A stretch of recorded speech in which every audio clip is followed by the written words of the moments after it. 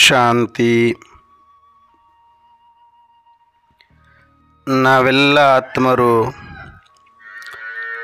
ಭ್ರೂ ಮಧ್ಯದಲ್ಲಿ ಸ್ಮೃತಿ ಸ್ವರೂಪರಾಗುತ್ತಾ ನಾವೆಲ್ಲ ಆತ್ಮರ ತಂದೆ ಪರಂಪಿತ ಶಿವಬಾಬರವರನ್ನು ಆಹ್ವಾನಿಸುತ್ತಾ ಪ್ರಜಾಪಿತ ಬ್ರಹ್ಮ ಜಗದಂಬಾ ಸರಸ್ವತಿ ಮಮ್ಮಾರವರನ್ನು ಸ್ಮೃತಿ ಮಾಡುತ್ತಾ ವಿಶೇಷವಾಗಿ ಈ ದಿನದ ದಿನಾಂಕ 16/4/2024 ಮುರಳಿ ಚಿಂತನೆಯಲ್ಲಿ ಭಾಗವಹಿಸಿರುವ ನನ್ನೆಲ್ಲ ಸಹೋದರಾತ್ಮರಿಗೆ ಸ್ವಾಗತ ಸುಸ್ವಾಗತ. ಈ ದಿನ ಬಾಬಾರವರು ಮುರಳಿಯಲ್ಲಿ ಅನೇಕ ವಿಚಾರಗಳನ್ನು ತಿಳಿಸಿದ್ದಾರೆ, ಅನೇಕ ಎಚ್ಚರಿಕೆಗಳನ್ನು ನೀಡಿದ್ದಾರೆ. ಅದರಲ್ಲೂ ವಿಶೇಷವಾದಂಥ ವರದಾನವನ್ನು ಕೊಟ್ಟಿದ್ದಾರೆ. ಆ ವರದಾನದ ಕುರಿತಾಗಿ ಸಂಕ್ಷಿಪ್ತವಾದ ಚಿಂತನೆಯನ್ನು ನಾವು ಮಾಡೋಣ. ಈ ದಿನದ ವರದಾನವಾಗಿದೆ, ಕಳೆದು ಹೋದದ್ದಕ್ಕೆ ಶ್ರೇಷ್ಠ ವಿಧಿಯಿಂದ ಕಳೆದು ನೆನಪಾರ್ಥ ಸ್ವರೂಪ ಮಾಡುವಂತಹ ಪಾಸ್ವಿತ್ ಆನರ್ ಭವ. ಯಾವುದು ಕಳೆದು ಹೋಗಿದೆಯೋ ಅದನ್ನು ಶ್ರೇಷ್ಠ ವಿಧಿಯಿಂದ ಕಳಿಬೇಕು. ಮತ್ತು ಅದು ಹೆಂಗೆ ಉಳಿಬೇಕು ಅಂದರೆ ಒಂದು ನೆನಪಾರ್ಥವಾಗಿ ಉಳಿಯುವಂತೆ ಕಳಿಬೇಕು. ಈ ಥರ ಪ್ರತಿಯೊಂದು ಕಳೆಯುವಂತಹ ಕ್ಷಣಗಳು ನೆನಪಾರ್ಥವಾಗಿ ಉಳಿದುಕೊಳ್ಳುವಂತಹ ಸ್ವರೂಪದಲ್ಲಿ ಯಾರು ತರ್ತಾರೆಯೋ ಅವರು ಪಾಸ್ವಿತ್ ಆನರಾಗಿ ಅಂತ ಹೇಳಿದ್ದಾರೆ.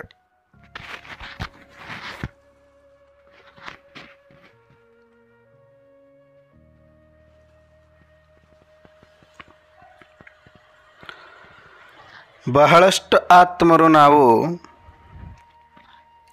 ಪ್ರೆಸೆಂಟಲ್ಲಿ ಇರೋದೇ ಇಲ್ಲ. ಒಂದು ಪಾಸ್ಟಲ್ಲಿ ಇರ್ತೀವಿ, ಇಲ್ಲ ಫ್ಯೂಚರಲ್ಲಿ ಇರ್ತೀವಿ. ಭೂತಕಾಲದಲ್ಲಿ ಇರ್ತೀವಿ, ಇಲ್ಲ ಭವಿಷ್ಯ ಕಾಲದಲ್ಲಿ ಇರ್ತೀವಿ. ವರ್ತಮಾನದಲ್ಲಿ ಜೀವಿಸುವುದು ಜ್ಞಾನ. ವರ್ತಮಾನದಿಂದ ಮಾತ್ರ ನಮಗೆ ಲಾಭ ಇದೆಯೇ ಹೊರತಾಗಿ ಭೂತಕಾಲದಿಂದನೂ ಅಲ್ಲ, ಭವಿಷ್ಯದಿಂದನೂ ಅಲ್ಲ. ಯಾಕೆಂದರೆ ಭೂತವೂ ನಮ್ಮ ಕೈಯಲ್ಲಿಲ್ಲ, ಭವಿಷ್ಯವೂ ನಮ್ಮ ಕೈಯಲ್ಲಿಲ್ಲ. ಭೂತ ಕಳೆದು ಹೋಗಿದೆ, ಭವಿಷ್ಯ ತಿಳಿಯದೆ ಬರುವುದಿದೆ. ಹಾಗಾಗಿ ವರ್ತಮಾನ ಮಾತ್ರ ನಮ್ಮ ಕೈಯಲ್ಲಿರುವಂಥ ಕ್ಷಣಗಳು. ಈ ವರ್ತಮಾನವನ್ನು ಭೂತದ ಚಿಂತೆಯಲ್ಲಿ, ಭವಿಷ್ಯದ ಭಯದಲ್ಲಿ ಕಳೆಯದೆ ಒಂದೊಂದು ಕ್ಷಣಗಳು ಕೂಡ ಶ್ರೇಷ್ಠ ನೆನಪಾರ್ಥವಾಗಿ ಉಳಿಯುವಂತಹ ಕರ್ಮಗಳನ್ನು ಮಾಡಿ, ಪುರುಷಾರ್ಥವನ್ನು ಮಾಡಿ, ಒಂದೊಂದು ಕ್ಷಣಗಳನ್ನು ಮೆಟ್ಟಿಲುಗಳನ್ನಾಗಿ ಮಾಡಿಕೊಂಡು, ಹೆಜ್ಜೆ ಗುರುತುಗಳನ್ನಾಗಿ ಮಾಡಿಕೊಂಡು, ಸುಂದರವಾದ ಪುರುಷಾರ್ಥದ ಸೌಧವನ್ನು ಕಟ್ಟುವಂತಹವರೇ ಪಾಸ್ವಿತ್ ಆನರ್ ಅನ್ನುವಂತಹ ವರದಾನವನ್ನು ಕೊಟ್ಟಿದ್ದಾರೆ.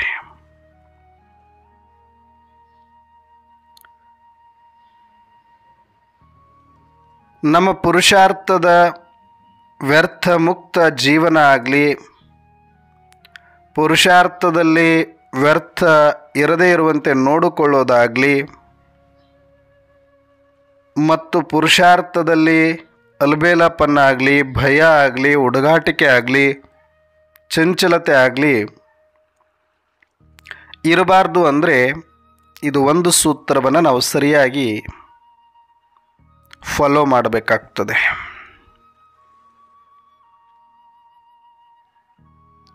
ಯಾವುದು ಅಂತಂದರೆ, ಯಾವ ಒಂದು ಭೂತಕಾಲ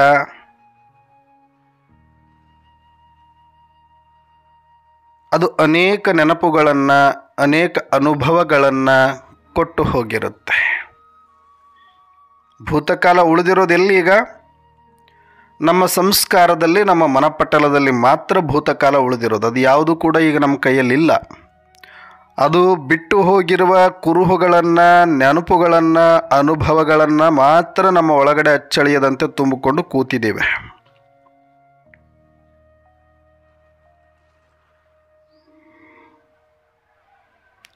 ಆದರೆ ಕೆಲವು ಸಲ ಆ ಭೂತಕಾಲದ ಅನುಭವಗಳು, ಭೂತಕಾಲದ ಪರಿಸ್ಥಿತಿಗಳು, ಸಂದರ್ಭಗಳು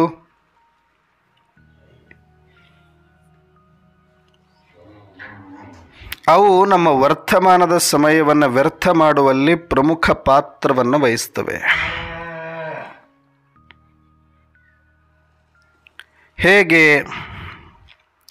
ಹೇಗೆ ಅಂತಂದರೆ,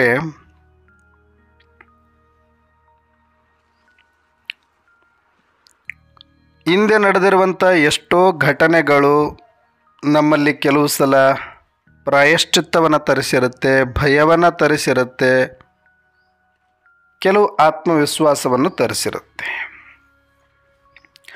ಆದರೆ ನಾವು ಅದರಿಂದ ಪ್ರೇರಣೆಯನ್ನು ಪಡೆದು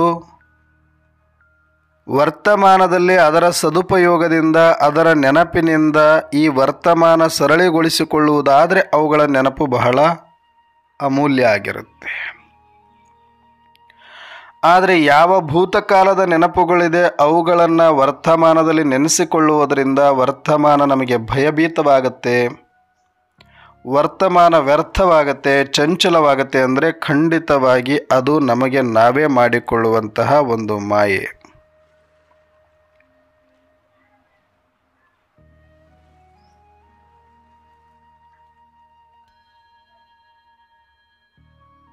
ಇದು ಬಹಳ ಸುಂದರವಾದ ಜೀವನ ಇದೆ. ಭೂತಕಾಲ ಅಂತಂದರೆ ಈ ಕ್ಷಣದವರೆಗೂ, ಇಲ್ಲಿಯ ತನಕ ನಾವೇನೆಲ್ಲ ಕೇಳ್ತಾ ಬಂದಿದ್ದೀವಿ, ಈ ಕ್ಷಣದವರೆಗೂ ಭೂತಕಾಲನೇ. ಈಗೇನು ನಾನು ಮಾತಾಡ್ತಾ ಇದ್ದೇನೆ, ತಾವು ಕೇಳ್ತಾ ಇದ್ದೀರಿ, ಇದು ಈಗ ವರ್ತಮಾನ. ಒಂದೊಂದು ಕ್ಷಣವೂ ಕೂಡ ಭೂತವನ್ನು ಮಾಡ್ತಾ ಹೋಗ್ತಾ ಇದ್ದೀವಿ, ನಾವು ಪಾಸ್ ಆಗ್ತಾ ಇದ್ದೀವಿ ನಾವು.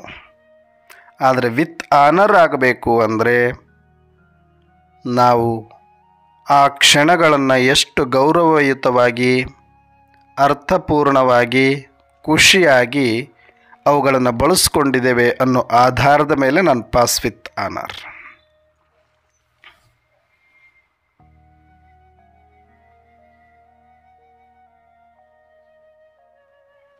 ಯಾವುದೇ ಕಾರಣಕ್ಕೂ ನಾವು ಕಳೆದು ಹೋದದ್ದರ ಬಗ್ಗೆ ಯಾವುದಕ್ಕೂ ಇಲ್ಲಿ ದುಃಖ ಪಡುವ, ವ್ಯಥೆ ಪಡುವ, ಗಾಬರಿಗೊಳ್ಳುವ, ಭಯ ಬೀಳುವ ಅವಶ್ಯಕತೆ ಇರೋದಿಲ್ಲ. ಅದಕ್ಕೆ ಬಾಬಾರವರು ಡ್ರಾಮಾ ನಿಶ್ಚಯ ಕರೋ, ಡ್ರಾಮಾ ಕಾ ಊಪರ್ ಭರೋಸಾ ರಖೋ.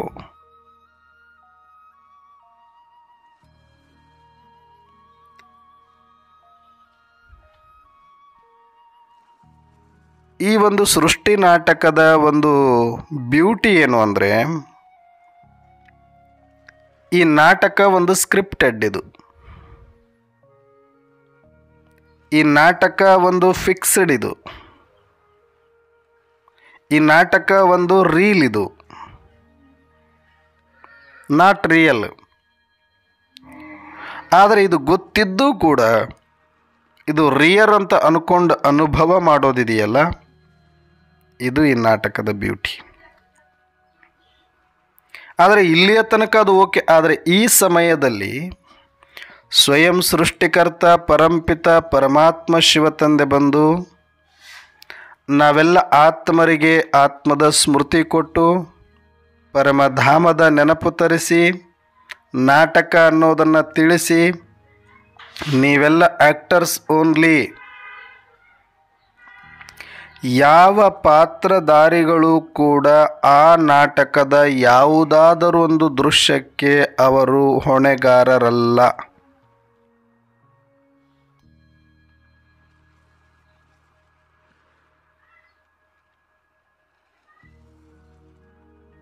ನಾಟಕದಲ್ಲಿ ಒಬ್ಬ ಆ್ಯಕ್ಟರಿಗೆ ಅದು ಯಾವ ಸೀನು ಕೂಡ ಕಷ್ಟ ಅಲ್ಲ. ಕಷ್ಟ ಆಗ್ತಿದೆ ಅವರಿಗೆ ಅಂದರೆ ಅವರು ಒಳ್ಳೆಯ ಆ್ಯಕ್ಟರ್ ಅಲ್ಲ. ಅದು ಅಳೋ ಸೀನೆ ಆಗಿರ್ಬೋದು, ನಗೋ ಸೀನೆ ಆಗಿರ್ಬೋದು, ಅದು ಅವಮಾನದ ಸೀನ್ ಆಗಿರ್ಬೋದು, ಅದು ಸನ್ಮಾನದ ಸೀನ್ ಆಗಿರ್ಬೋದು. ಎಷ್ಟೋ ಸಲ ದೊಡ್ಡ ದೊಡ್ಡ ಹೀರೋಗಳು ಭಿಕ್ಷುಕರು ಪಾತ್ರ ಮಾಡ್ತಾರೆ, ಹುಚ್ಚನ ಪಾತ್ರ ಮಾಡ್ತಾರೆ. ಮತ್ತು ಎಷ್ಟೋ ದೊಡ್ಡ ದೊಡ್ಡ ವ್ಯಕ್ತಿಗಳು ಅಲ್ಲಿ ಪಾತ್ರಕ್ಕಾಗಿ ಬಂದಾಗ ಅಲ್ಲಿ ಅವಮಾನಗಳು ಸಹಿಸ್ಕೋಬೇಕಾಗತ್ತೆ. ಅಲ್ಲಿ ಯಾರೋ ಒಬ್ಬರು ಬಂದು ಇವರಿಗೆ ಅವಮಾನ ಮಾಡ್ತಾ ಇದ್ದರೆ, ಬಾಯಿಗೆ ಬಂದಂಗೆ ಬೈತಾ ಇದ್ದರೆ, ಜನರೆಲ್ಲ ಕೇಕೆ ಹೊಡಿತಾ ಇದ್ದಾರೆ, ನಗ್ತಾ ಇರ್ತಾರೆ, ಸಿಳ್ಳೆ ಹೊಡಿತಾ ಇರ್ತಾರೆ.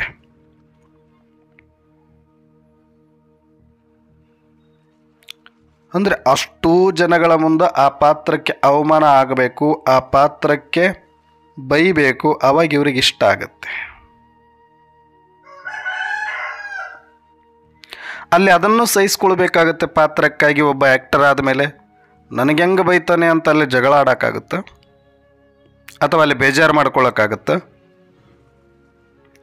ನಾಟಕ ಅಂದಮೇಲೆ ಎಲ್ಲವೂ ಕೂಡ ಅಲ್ಲಿ ಸಮಾನವಾಗಿ ಇರುತ್ತೆ. ಒಂದು ಸಲ ದರ್ಪ ಇರುತ್ತೆ, ಒಂದು ಸಲ ಖುಷಿ ಇರುತ್ತೆ, ಒಂದು ಸಲ ಭಯ ಇರುತ್ತೆ, ಒಂದು ಸಲ ಅವಮಾನ ಇರುತ್ತೆ, ಒಂದು ಸಲ ಸನ್ಮಾನನೂ ಇರುತ್ತೆ. ಆದರೆ ಯಾವಾಗ ಯಾವ ಸೀನರಿಗಳು ಬರುತ್ತೋ ಅದಕ್ಕೆ ತಕ್ಕಂಗೆ ನಾವು ರೆಡಿಯಾಗಿ ಹೋದರೆ ಮಾತ್ರ ಆತ ಒಬ್ಬ ಒಳ್ಳೆಯ ಆ್ಯಕ್ಟರ್ ಆಗಲಿಕ್ಕೆ ಸಾಧ್ಯ.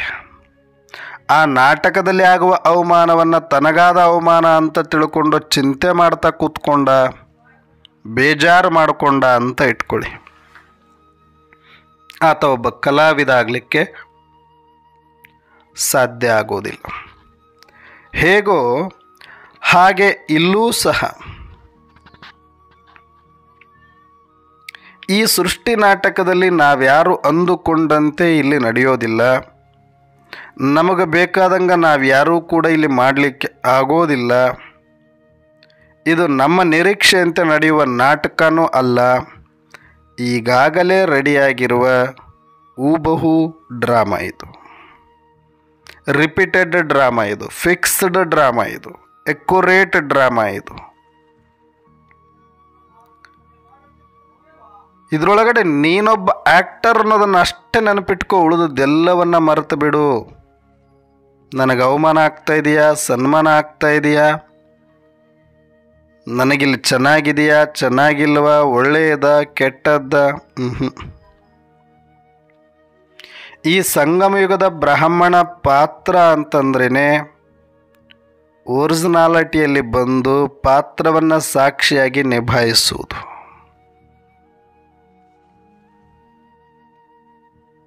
ಪಾತ್ರದ ಒಳಗಡೆ ಮುಳುಗಿದಂಗೂ ಇರಬೇಕು, ಹೊರಗಡೆ ಎಲ್ಲ ಜವಾಬ್ದಾರಿಯ ಜಾಗೃತಿ ಕೂಡ ಇರಬೇಕಾಗತ್ತೆ. ನೋಡಿ, ಒಂದು ನಾಟಕದಲ್ಲಿ ಎಲ್ಲರೂ ನಾಟಕದಲ್ಲಿ ಅವರವರ ಪಾತ್ರದಲ್ಲಿ ಮುಳುಗಿರ್ತಾರೆ, ಬರ್ತಾರೆ, ಅವರವರ ಮೇಕಪ್ ಮಾಡಿಸ್ಕೊಳ್ತಾರೆ, ಅವರವರ ವೇಷಭೂಷಣಗಳನ್ನು ಧರಿಸ್ತಾರೆ, ಅವರವರ ಸಿನರಿಗಳಲ್ಲಿ ಹೋಗಿ ಅವರವರ ಸ್ಕಿಟ್ಟನ್ನು ಮಾಡಿ ಬರ್ತಾರೆ. ಆದರೆ ಅದಕ್ಕೊಂದಷ್ಟು ಮೇಲ್ವಿಚಾರಕರು, ಮಾಲೀಕರು ಅಂತ ಇರ್ತಾರೆ. ಅವರೂ ಕೂಡ ಕೆಲವರು ಪಾತ್ರವನ್ನು ನಿಭಾಯಿಸ್ತಾ ಇರ್ತಾರೆ, ಅವರು ವೇಷನೂ ಹಾಕ್ಕೊಂಡಿರ್ತಾರೆ, ಬಣ್ಣನೂ ಬಳಕೊಂಡಿರ್ತಾರೆ. ಆದರೆ ಮ್ಯಾನೇಜ್ಮೆಂಟ್ ಟೋಟಲಾಗಿ ಎಲ್ಲ ಆಗು ಹೋಗುಗಳನ್ನು ನೋಡಿಕೊಳ್ಳುವ ಜವಾಬ್ದಾರಿನೂ ಕೂಡ ನಿಭಾಯಿಸ್ತಾ ಇರ್ತಾರೆ. ಅವರದಲ್ಲದ ಸಂದರ್ಭದಲ್ಲಿ ಆಚೆ ಈಚೆ ಬಂದು ಅವ್ರದ್ದು ಇವ್ರದ್ದು ಸರಿ ಮಾಡಿ ಹೋಗ್ತಾ ಇರ್ತಾರೆ, ಮಧ್ಯದಲ್ಲಿ ಬಂದು. ಅಂದರೆ ಪಾತ್ರ ಬಂದಾಗ ಪಾತ್ರದೊಳಗಡೆ ಮುಳುಗೋದಕ್ಕೂ ರೆಡಿ, ಮತ್ತು ಜವಾಬ್ದಾರಿಯನ್ನು ನಿಭಾಯಿಸ್ಲಿಕ್ಕಾಗಿ ಪಾತ್ರದಿಂದ ಹೊರಗಡೆ ಬಂದು ಸಾಕ್ಷಿಯಾಗಿರಲಿಕ್ಕೂ ಕೂಡ ರೆಡಿ. ಬಣ್ಣ ಇಲ್ವಾ ಇದೆ, ವೇಷ ಇಲ್ವಾ ಇದೆ, ಆದರೆ ಎರಡೂ ಕೂಡ ಬ್ಯಾಲೆನ್ಸ್ ಮಾಡುವಂಥವ್ರಿಗೆ ಮ್ಯಾನೇಜ್ಮೆಂಟ್ ಪ್ರಬುದ್ಧರು ಅಂತ ಕರೀತಾರೆ. ಆದರೆ ಕೆಲವರಿಗೆ ಆ ಪಾತ್ರವನ್ನು ಬಿಟ್ಟು ಬೇರೆ ಒಂದು ಸ್ವಲ್ಪ ಏನಾದರೂ ಮಾಡೋಕ್ಕೆ ಹೋದರೆ ಇಡೀ ಪಾತ್ರವನ್ನು ಮರೆತು ಬಿಡ್ತಾರೆ ಮತ್ತು ಅಭಾಸ ಆಗಿಬಿಡುತ್ತೆ. ಆದರೆ ಪಾತ್ರದಲ್ಲಿ ಎಕ್ಸ್ಪರ್ಟ್ನೂ ಆಗಿರ್ತಾರೆ, ಸಂದರ್ಭಕ್ಕೆ ತಕ್ಕಂಗೆ ಪಾತ್ರವನ್ನು ನಿಭಾಯಿಸ್ತಾರೆ. ಜೊತೆಗೆ ಎಲ್ಲರ ಪಾತ್ರದ ಹಾಗೂ ಹೋಗು, ಸ್ಟೇಜ್ ಮೇಲೆ ನಡೆಯುವ ಎಲ್ಲ ಸನ್ನಿವೇಶಗಳು ಯಾವ ಸೀನರಿಗೆ ಯಾವ ಪರದೆಗಳು, ಯಾವ ಹಾಡುಗಳು ಬರಬೇಕು, ಅದು ಎಲ್ಲದರ ಕೋಆರ್ಡಿನೇಷನನ್ನು ನೋಡ್ಕೊಳ್ತಾ ಇರ್ತಾರೆ. ಇವಾಗ ಸ್ವಲ್ಪ ನಮ್ಮನ್ನು ಯಾಕೆ ಸೆಲೆಕ್ಟ್ ಮಾಡ್ಕೊಂಡಿದ್ದಾರೆ ಬಾಬಾರವರು ಅಂದರೆ ಈ ಒಂದು ಕೆಲಸಕ್ಕಾಗಿ. ಒಂದಷ್ಟು ಮ್ಯಾನೇಜ್ಮೆಂಟ್ ಕೆಲಸ, ಕೋಆರ್ಡಿನೇಷನ್ ಕೆಲಸ, ಭಗವಂತನ ಜೊತೆಗೆ ನಾವು ನಮ್ಮ ಪಾತ್ರವನ್ನು ನಿಭಾಯಿಸಬೇಕು. ಅದೇ ಬಣ್ಣ ಅದೇ ವೇಷದಲ್ಲೇ ಇರಬೇಕು. ಪಾತ್ರಕ್ಕೆ ತಕ್ಕಂತೆ ನಿಭಾಯಿಸ್ತಾ ಅದರ ಜೊತೆಗೆ ಈ ಸೃಷ್ಟಿಯಲ್ಲಿ ಆಗುವ ವೈಪರೀತ್ಯಗಳನ್ನು ಗಮನಿಸ್ತಾ ಅದಕ್ಕೆ ತಕ್ಕಂತೆ ಯಾವ ಪಾತ್ರಧಾರಿಗಳಿಗೆ, ಆತ್ಮಗಳಿಗೆ ಏನೇನು ಸಹಯೋಗ ಬೇಕಾಗಿದೆಯೋ ಅವರಿಗೆ ಕೊಡ್ತಾ, ಕೆಲವರಿಗೆ ಕಿರೀಟ ಟೈಟ್ ಆಗಿದ್ದರೆ ಅದನ್ನು ಲೂಸ್ ಮಾಡಬೇಕು, ಕೆಲವರಿಗೆ ಗೆಜ್ಜೆ ಲೂಸ್ ಆಗಿದ್ದರೆ ಗೆಜ್ಜೆ ಕಟ್ಟಬೇಕು, ಕೆಲವರಿಗೆ ದಾಹ ಆದರೆ ನೀರು ಕುಡಿಸ್ಬೇಕು, ಕೆಲವರಿಗೆ ಡೈಲಾಗ್ ಮರ್ತೋದ್ರೆ ಹೇಳಿಕೊಡ್ಬೇಕು, ಅವರಿಗೆ ಆಯಾಸ ಆದಾಗ ಸ್ವಲ್ಪ ರೆಸ್ಟ್ ಕೊಡಬೇಕು, ಆ ರೆಸ್ಟನ್ನು ಮ್ಯಾನೇಜ್ ಮಾಡಲಿಕ್ಕೆ ಬರಬೇಕು.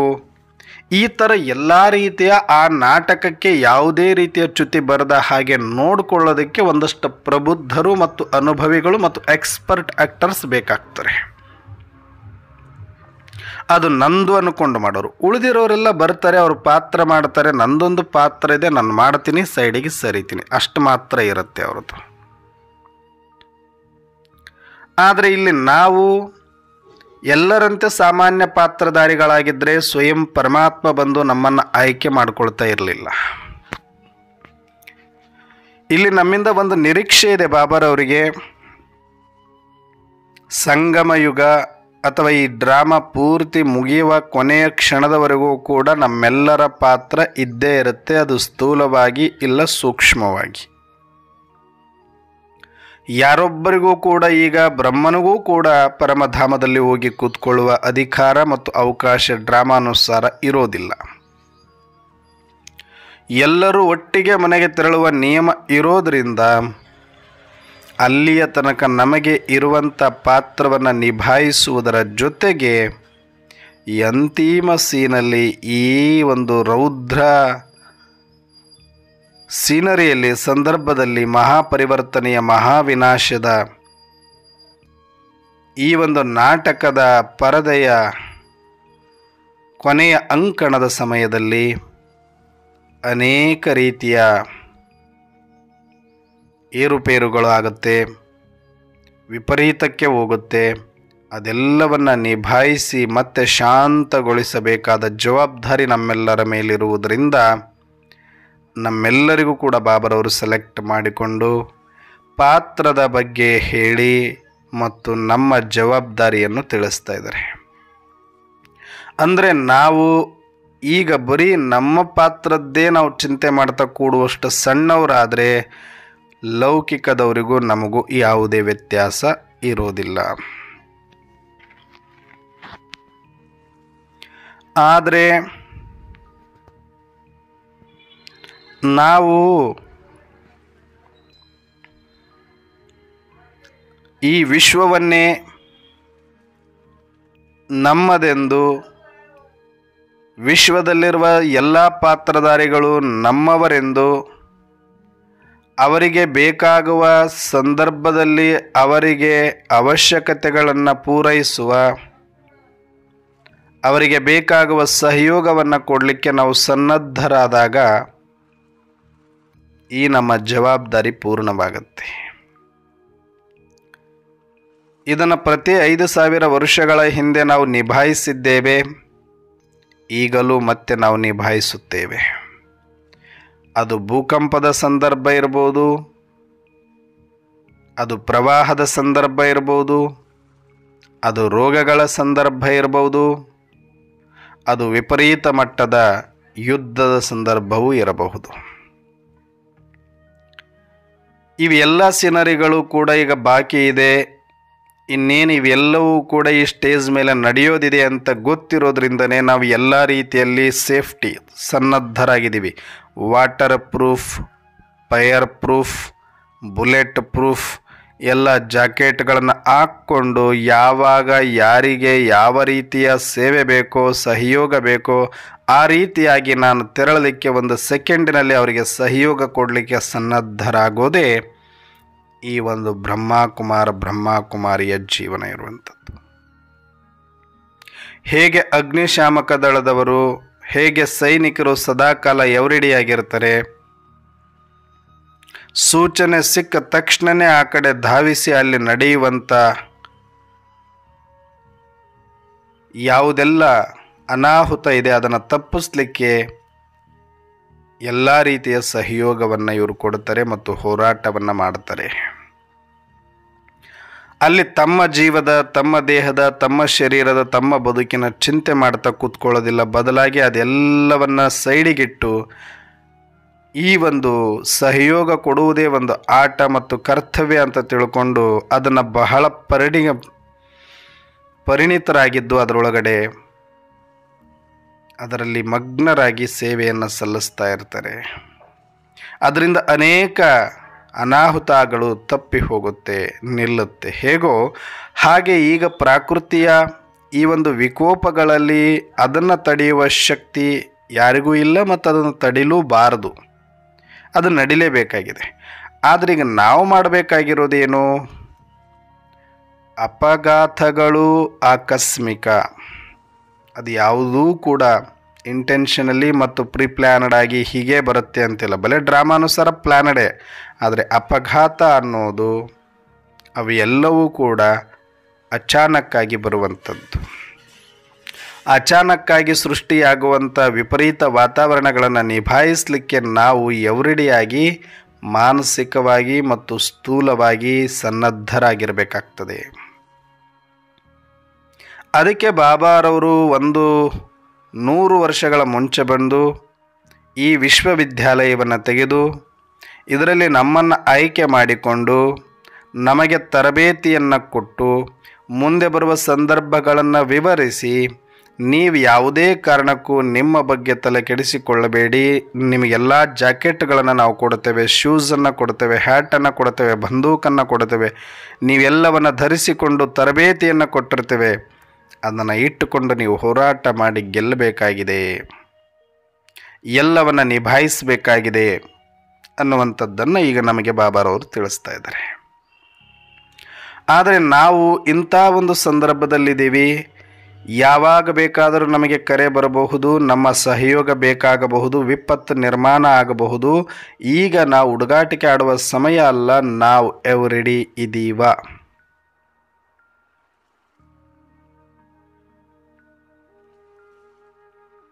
ಮುಗಿದೋಗುತ್ತೆ ಅದು. ನೀನು ಮಾಡಿದರೂ ಮುಗಿದೋಗುತ್ತೆ, ನೀನು ಮಾಡಿಲ್ಲ ಅಂದರೂ ಮುಗಿದೋಗುತ್ತೆ. ಮಾಡೋರು ಇದ್ದಾರೆ, ಬಂದೇ ಬರ್ತಾರೆ, ಅವರು ಮಾಡ್ತಾರೆ, ಪಾಸ್ ಆಗತ್ತೆ ಆ ಕ್ಷಣಗಳು. ಆದರೆ ನೀನು ಸನ್ನದ್ಧ ಇಲ್ಲ ಅಂತಂದರೆ ಅದು ವ್ಯರ್ಥವಾಗಿ ಹೋಗುತ್ತೆ. ನೀನದನ್ನು ಅರ್ಥಪೂರ್ಣವಾಗಿ ಬಳಸಿಕೊಂಡು ಆ ಸಂದರ್ಭದಲ್ಲಿ ಸಹಯೋಗ ಕೊಟ್ಟು ಸೇವೆಯನ್ನು ಮಾಡಿದ್ದೇ ಆದರೆ ಅದು ನೆನಪಾರ್ಥವಾಗಿ ಬೆಳೆಯುತ್ತೆ ಮತ್ತು ನೀವು ಪಾಸ್ ವಿತ್ ಆನರ್ ಆಗಬಹುದು. ಹಾಗಾಗಿ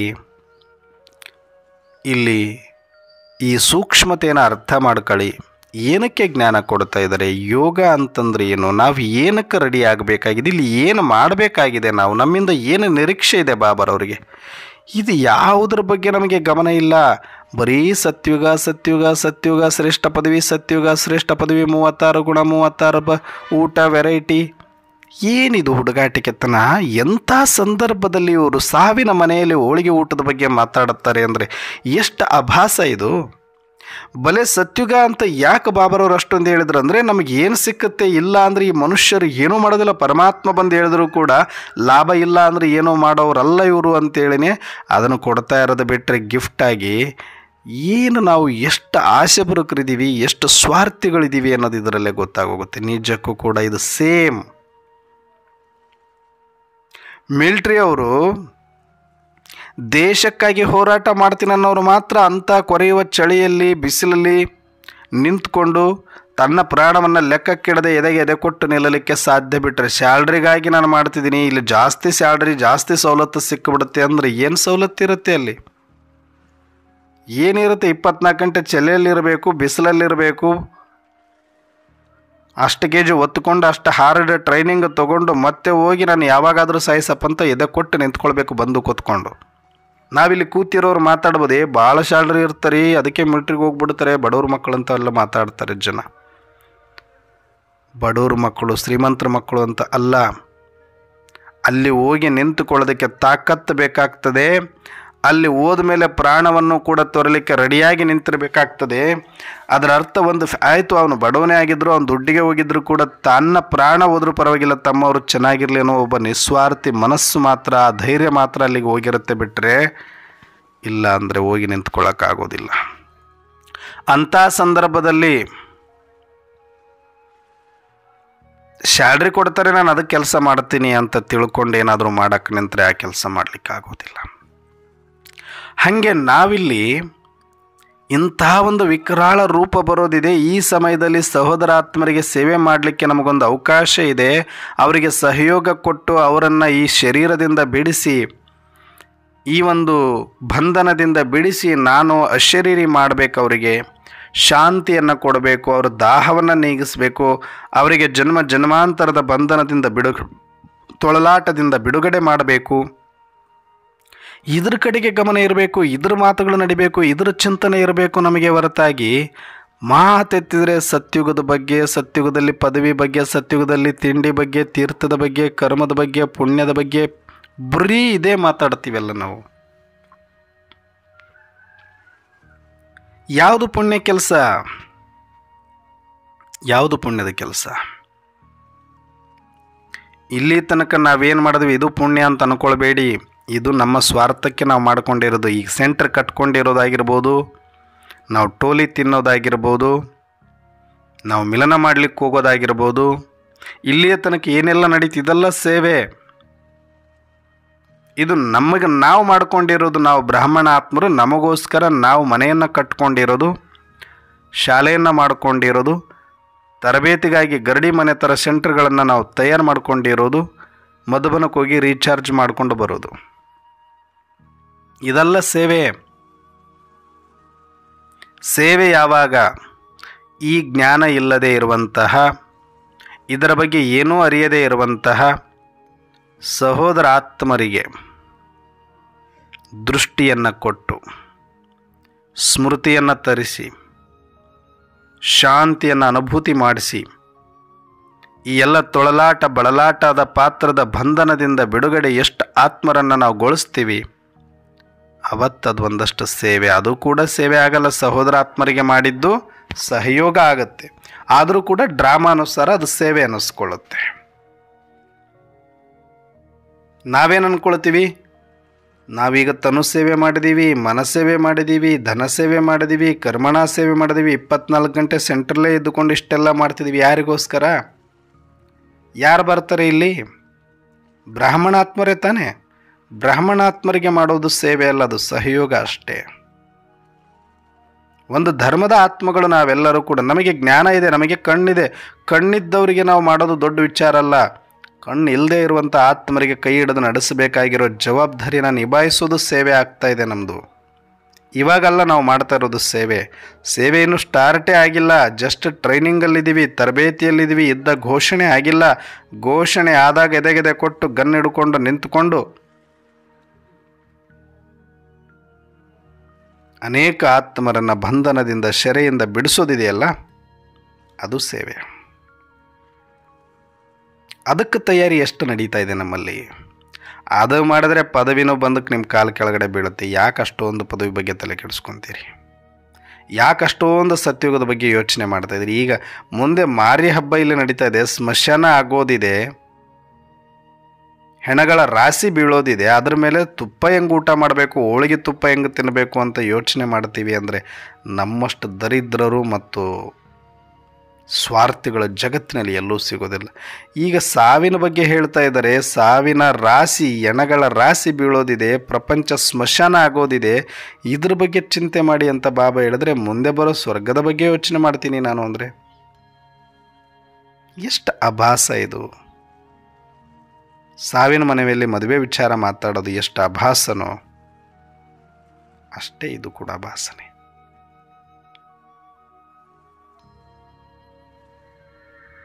ಅರ್ಥ ಮಾಡ್ಕೊಳ್ಳಿ, ಸಂದರ್ಭ ಏನಿದೆ ಈಗ ಬಹಳ ಖುಷಿ ಪಡೋ ಟೈಮ್ ಅಲ್ಲ ಇದು. ಮತ್ತು ಬಾಬಾ ಹೇಳ್ತಾರ ಖುಷಿಯಾಗಿರಿ. ಓಕೆ, ನಿಮಗೆ ಈಗ ಇಷ್ಟೆಲ್ಲ ದೊಡ್ಡದಾದ ವಿಪತ್ತು ಬಂದರೂ ಕೂಡ ಟೆನ್ಷನ್ ತೊಗೊಳ್ಬೇಡಿ. ಇದೆಲ್ಲ ಮುಗಿದ ಮೇಲೆ ಮತ್ತೆ ಸ್ವರ್ಗ ಬರುತ್ತೋ ಅನ್ನೋ ಒಂದು ನಶೆ ಇಟ್ಟುಕೊಂಡು ಕೆಲಸ ಮಾಡಲಿಕ್ಕೆ ಒಂದು ಪ್ರೇರಣೆಗಾಗಿ ಆ ಮಾತನ್ನು ಹೇಳಿರೋದು ಬಿಟ್ಟರೆ, ಖುಷಿ ಪಡಬೇಕಾಗಿರೋದು ಈಗಲ್ಲ. ನಾವು ವಿಜಯೋತ್ಸವ ಮಾಡಬೇಕಾಗಿರೋದು ಈಗಲ್ಲ. ಯುದ್ಧದ ಸಂದರ್ಭ ಇಲ್ಲಿ. ಯುದ್ಧ ಘೋಷಣೆ ಆದಮೇಲೆ ಹೆಂಗಿರಬೇಕು ನಮ್ಮ ತಯಾರಿ, ಹೆಂಗಿರಬೇಕು ನಮ್ಮ ಅಲರ್ಟ್ನೆಸ್, ಹೆಂಗಿರಬೇಕು ನಮ್ಮ ಒಂದು ಸಿದ್ಧತೆ. ಯುದ್ಧ ಘೋಷಣೆ ಆಗಿದೆ, ನಾನು ಇನ್ನೂ ಟ್ರೈನಿಂಗ್ ತೊಗೊಳ್ತಾ ಕೂತ್ಕೊಳ್ಳೋದಾ? ಟಕ್ ಹ್ಯಾಟ್, ಶೂಸು, ಗನ್ನು ಎಲ್ಲ ರೆಡಿ ಮಾಡ್ಕೊಳ್ಬೇಕಲ್ಲ, ಧರಿಸ್ಕೋಬೇಕು, ಪೊಸಿಷನ್ನಿಗೆ ಬರಬೇಕು, ಟಕ್ ರೆಡಿ ಆಗಬೇಕು. ಸ್ವಲ್ಪ ಯಾಮಾರಲಿಕ್ಕೆ, ಜೋಕ್ ಹೇಳಲಿಕ್ಕೆ, ಕತೆ ಹೇಳಲಿಕ್ಕೆ ಟೈಮ್ ಇರುತ್ತೆ ಯುದ್ಧ ಘೋಷಣೆ ಆದಮೇಲೆ. ಅವಾಗ ಟೈಮ್ ಪಾಸ್ ಮಾಡೋಕ್ಕಾಗತ್ತಾ? ವಿಜಯೋತ್ಸವ ಮಾಡಿದ ಮೇಲೆ ನೀನು ಆರಾಮಾಗಿ ಕತೆನಾದರೂ ಹೇಳ್ಕೊ, ಟೈಮ್ ಪಾಸ್ ಆದರೂ ಮಾಡ್ಕೊ. ಯುದ್ಧ ಘೋಷಣೆಯ ಸಂದರ್ಭದಲ್ಲಿ ಲಕ್ಷಾಂತರ ಕೋಟ್ಯಾಂತರ ಆತ್ಮರು ಸೆರೆಯಲ್ಲಿರುವಾಗ, ದುಃಖದಲ್ಲಿರುವಾಗ, ಅಶಾಂತಿಯಲ್ಲಿರುವಾಗ, ಗೊಂದಲದಲ್ಲಿರುವಾಗ, ತುಳಲಾಟದಲ್ಲಿರುವಾಗ, ನರಳಾಟದಲ್ಲಿರುವಾಗ ನಾವು ಟೈಮ್ ಪಾಸ್ ಮಾಡೋಕ್ಕಾಗತ್ತಾ? ಇಡೀ ದೇಶದ ಜನ ಇರ್ಬೋದು, ದೇಶದ ಜನಗಳ ಕೈಯಲ್ಲಿ ಜಾಕೆಟ್ಗಳು ಇರಲ್ಲ, ಬುಲೆಟ್ ಪ್ರೂಫ್ಗಳು ಇರಲ್ಲ, ಗನ್ನುಗಳು ಇರಲ್ಲ. ನಮ್ಮ ಕೈಗೆ ಸರ್ಕಾರ ಕೊಟ್ಟಿದೆ. ಅಯ್ಯೋ, ಅವ್ರ ಜೀವನ ಅವ್ರು ರಕ್ಷಣೆ ಮಾಡ್ಕೊಳ್ಳಂಗಿದ್ರೆ ಅವರು ಟ್ರೈನಿಂಗ್ ತೊಗೊಳ್ತಿದ್ರು. ನಮಗಷ್ಟೇ ಟ್ರೈನಿಂಗ್ ಕೊಡ್ತಾ ಇರಲಿಲ್ಲ. ಟ್ರೈನಿಂಗ್ ನಮಗೆ ಕೊಟ್ಟಿದ್ದಾರೆ, ಡ್ರೆಸ್ ನಮಗೆ ಕೊಟ್ಟಿದ್ದಾರೆ, ಶೂಸ್ ನಮಗೆ ಕೊಟ್ಟಿದ್ದಾರೆ, ಹ್ಯಾಟ್ ನಮಗೆ ಕೊಟ್ಟಿದ್ದಾರೆ, ಜಾಕೆಟ್ ನಮಗೆ ಕೊಟ್ಟಿದ್ದಾರೆ, ಬುಲೆಟ್ ನಮಗೆ ಕೊಟ್ಟಿದ್ದಾರೆ, ಗನ್ ನಮಗೆ ಕೊಟ್ಟಿದ್ದಾರೆ. ಅಂದರೆ ನಾವು ಆ ಕರ್ತವ್ಯ ನಿಭಾಯಿಸ್ತೀವಿ ಅನ್ನೋ ಜವಾಬ್ದಾರಿ ಮೇಲೆ ನಮಗೆ ಟ್ರೈನಿಂಗ್ ಕೊಟ್ಟು ನಮಗಿಷ್ಟೆಲ್ಲ ಲಕ್ಷಾಂತರ ರೂಪಾಯಿ ಖರ್ಚು ಮಾಡಿ ತರಬೇತಿ ಕೊಟ್ಟಿರೋದು, ಗೌರವ ಇಟ್ಟಿರೋದು.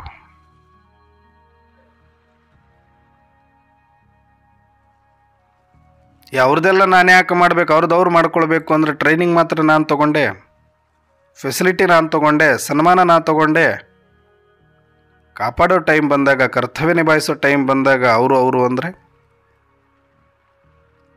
ಹಾಗೆ ಇಲ್ಲೂ ಕೂಡ ಇಲ್ಲಿ ಭಗವಂತ ನಮಗೆ ಸಿಕ್ಕಿದ್ರು, ಟೋಲಿ ನಾವು ತಿಂದೀವಿ, ಭಂಡಾರ ನಾವು ಖಾಲಿ ಮಾಡೀವಿ, ತರಬೇತಿ ನಮಗೆ ಕೊಟ್ಟಿದ್ದಾರೆ, ಗನ್ ನಮ್ಮ ಕೈಯಲ್ಲಿದೆ, ಬುಲೆಟ್ ನಮ್ಮ ಕೈಯಲ್ಲಿದೆ. ಈ ಜಗತ್ತು ರಕ್ಷಣೆ ಮಾಡಬೇಕಾದವರು ನಾವು. ಜಗತ್ತಿಗೆ ಆಪತ್ತು ಬಂದಾಗ ಅದರಿಂದ ಪಾರು ಮಾಡಬೇಕಾಗಿರೋ ಜವಾಬ್ದಾರಿ ನಮ್ಮದು. ಹಾಗಾಗಿ ನಮಗಿದೇ ಚಿಂತೆ ಇರಬೇಕು. ಯಾರಾದರೂ ಸ್ವರ್ಗದ ಬಗ್ಗೆ ಮಾತಾಡ್ತಾರೆ, ಕರ್ಮ ಫಿಲಾಸಫಿ ಬಗ್ಗೆ ಮಾತಾಡ್ತಾರೆ, ಭಾಳ ಹಿಂದಿಂದ ಮಾತಾಡೋದು, ಭಾಳ ಮುಂದಿಂದ ಮಾತಾಡೋದು ಬಿಟ್ಟುಬಿಡಿ. ಅವೆಲ್ಲ ವ್ಯರ್ಥ ಈ ಸಮಯಕ್ಕೆ. ನಾನು ಹೆಂಗೆ ಅಶರೀರಿ ಆಗಬೇಕು, ನಾಳೆನೇ ಏನಾದರೂ ಸಂದರ್ಭ ಬಂದರೆ ನಾನು ಈ ಶರೀರದಿಂದ ಹೆಂಗೆ ಡಿಟ್ಯಾಚ್ ಆಗಬೇಕು, ನಾನು ಹೇಗೆ ನಿರಾಧಾರನಾಗಬೇಕು, ಅದಕ್ಕೆ ಎಷ್ಟು ತಯಾರಿ ಮಾಡ್ಕೊಂಡಿದ್ದೀನಿ, ಒಂದು ಕ್ಷಣದಲ್ಲಿ ನಾನು ಹಾರಲಿಕ್ಕೆ ಆಗ್ತಿದೆಯಾ, ನನ್ನ ಜೊತೆಗೆ ಸಾವಿರಾರು ಆತ್ಮರನ್ನು ನಾನು ರಕ್ಷಣೆ ಮಾಡಲಿಕ್ಕೆ ಎಲಿಜಿಬಲ್ ಆಗ್ತಾ ಇದ್ದೀನಾ, ಇನ್ನೊಂದು ಆತ್ಮರಿಗೆ ನಾನು ಯಾವೆಲ್ಲ ರೀತಿಯಲ್ಲಿ ಅಂಥ ಸಂದರ್ಭದಲ್ಲಿ ನಾನು ಏನು ಮಾಡ್ಬೋದು, ಶಾಂತಿ ಯಾವ ರೀತಿ ಕೊಡ್ಬೋದು, ಯಾವ ರೀತಿ ಅವರನ್ನು ಶರೀರದಿಂದ ಬಿಡಿಸ್ಬೋದು. ಬರೀ ನಾನೊಬ್ಬನೇ ಬಿಡಿಸ್ಕೊಂಡ್ರೆ ಸಾಕಾಗಲ್ಲ, ಅದು ಸೇವೆ ಆಗಲ್ಲ. ಅದಕ್ಕೋಸ್ಕರ ಇಷ್ಟು ದೊಡ್ಡ ಟ್ರೈನಿಂಗ್ ಕೊಡ್ತಾ ಇಲ್ಲ. ನಾನು ಹೇಳೋದು ಬಿಸಾಕ್ತಿದ್ರು ಅಷ್ಟು ಜನಗಳ ಜೊತೆಗೆ, ಅದೇನು ದೊಡ್ಡ ವಿಚಾರ ಅಲ್ಲ. ನನಗೆ ಟ್ರೈನಿಂಗ್ ಕೊಟ್ಟಿರೋದು ನಾನು ಲಕ್ಷಾಂತರ ಕೋಟ್ಯಾಂತರ ಆತ್ಮರನ್ನು ರಕ್ಷಣೆ ಮಾಡಬೇಕಾಗಿದೆ ಇಲ್ಲಿ. ಅದರಲ್ಲಿ ನಾನೊಬ್ಬ ಆಗಬೇಕು. ಎಲ್ಲ ಬ್ರಹ್ಮ ಕುಮಾರಿಸು ಈ ಕೆಲಸ ಮಾಡೋದಿಲ್ಲ.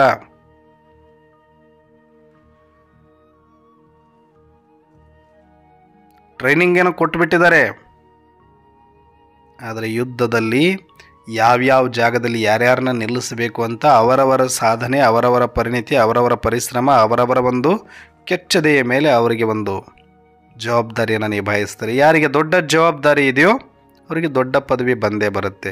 ನಾವು ಬರೀ ಇಲ್ಲಿ ಆಟಗಳು ಆಡ್ಕೊಂಡ್ಬಿಟ್ಟು ಪದವಿ ನನಗೆ ಅಲ್ಲಿ ಸಿಗುತ್ತೆ, ಪದವಿ ನನಗೆ ಇಲ್ಲಿ ಸಿಗುತ್ತೆ, ನಾನು ಇದನ್ನು ಮಾಡಿದ್ದೀನಿ, ನಾನು ಅದನ್ನು ನಮ್ಮ ಮನೆಗೆ ನಾವು ಸುಣ್ಣ ಬಣ್ಣ ಬಳಕೊಂಡು ನಮ್ಮ ಮನೆಗೆ ನಾವು ಅಡುಗೆ ಮಾಡ್ಕೊಂಡು ಊಟ ಮಾಡಿದ್ರೆ ನಮಗೆ ಪದವಿ ಕೊಡಬೇಕಾ? ಇಲ್ಲಿ ತನಕ ಏನು ಮಾಡಿದೆವು ಅದು ಯಾವುದೂ ಲೆಕ್ಕ ಇಲ್ಲ. ಇನ್ನು ಮುಂದೆ ಏನು ಮಾಡ್ತೀವಿ ಜಗತ್ತಿಗೆ ಅನ್ನೋದು ಲೆಕ್ಕ ಅಷ್ಟೇ. ಇಲ್ಲಿ ತನಕ ಮಾಡಿರೋದು ಸೇವೆ ಅಲ್ಲ, ಅದು ಸಹಯೋಗ. ಯಾರು ಬ್ರಾಹ್ಮಣಾತ್ಮರಿಗೆ ಮಾಡಿರೋದು ಇಲ್ಲಿ ತನಕ ಏನೇ ಮಾಡಿದ್ರು ನಾವು ಪ್ರದರ್ಶನಿ ಮಾಡಿದ್ದಾಗಿರ್ಬೋದು, ಪಾಂಪ್ಲೆಂಟ್ ಹಂಚಿರೋದಾಗಿರ್ಬೋದು, ನಾವು ಪ್ರತಿದಿನ ಮುರಳಿ ನುಡಿಸ್ತಾ ಇರೋದಾಗಿರ್ಬೋದು, ಪ್ರತಿ ವರ್ಷ ಶಿವರಾತ್ರಿ ನವರಾತ್ರಿ ಮಾಡ್ತಿರೋದಾಗಿರ್ಬೋದು, ಯಾರಿಗೋಸ್ಕರ? ಅದು ಬ್ರಾಹ್ಮಣಾತ್ಮರು ಮಾತ್ರ ಬರ್ತಾರೆ ಇದರೊಳಗಡೆ, ಬೇರೆಯವ್ರು ಯಾಕೆ ಬರ್ತಾರೆ? ನಮ್ಮ ಧರ್ಮಕ್ಕೆ, ನಮ್ಮ ಒಂದು ಆತ್ಮರಿಗೆ, ನಮ್ಮ ಒಂದು ಪಾತ್ರದ ಸೀನಲ್ಲಿ ಬರುವಂಥ ಎಲ್ಲ ಆತ್ಮರಿಗೆ ನಾವು ಮಾಡೋದು ಅದು ಸೇವೆ ಹಿಂಗಾಗುತ್ತೆ. ಅದು ನಮ್ಮನೆ, ನಮ್ಮ ಕುಟುಂಬ ಅಷ್ಟೇ. ನಾಟಕದ ಅನುಸಾರ ಈಗ ಬೇರೆಯವರು ಯಾರು ಅಂದರೆ, ಯಾರಿಗೆ ಜ್ಞಾನ ಸಿಕ್ಕಿಲ್ವೋ, ಯಾರು ಲೌಕಿಕದಲ್ಲಿ ಮುಳುಗಿದಾರೋ, ಯಾರು ಅಂಜಾನಿದಾರೋ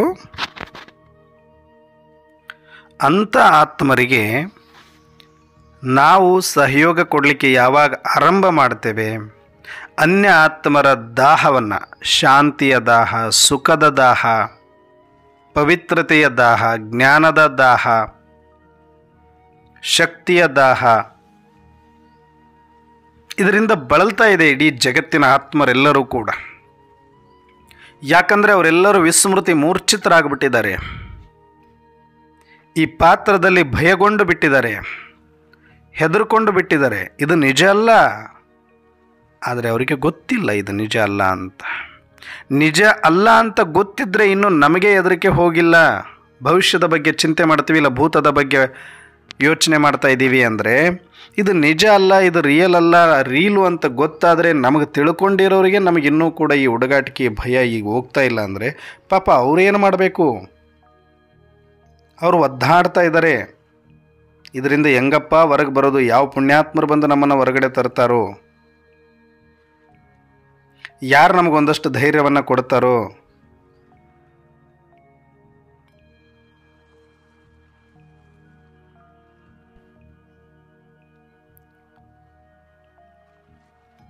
ಆವಾಗ ನಾವೇನು ಮಾಡ್ತಾ ಇದ್ದೀವಿ? ಆವಾಗ ನಾವು ಯಾರು ರೆಡಿ ಇದ್ದೀವಿ? ಆವಾಗ ನಾವೆಷ್ಟು ಫ್ರೀ ಆಗಿದ್ದೀವಿ? ನಾವೆಷ್ಟು ಸ್ವತಂತ್ರವಾಗಿದ್ದೀವಿ? ನಾವೆಷ್ಟು ಸನ್ನದ್ಧರಾಗಿದ್ದೀವಿ? ನಾವೆಷ್ಟು ಪರೆ ಆಗಿದ್ದೀವಿ? ನಾವೆಷ್ಟು ಡಿಟ್ಯಾಚ್ ಆಗಿದ್ದೀವಿ? ನಾವೆಷ್ಟು ಶಕ್ತಿಶಾಲಿ ಆಗಿದ್ದೀವಿ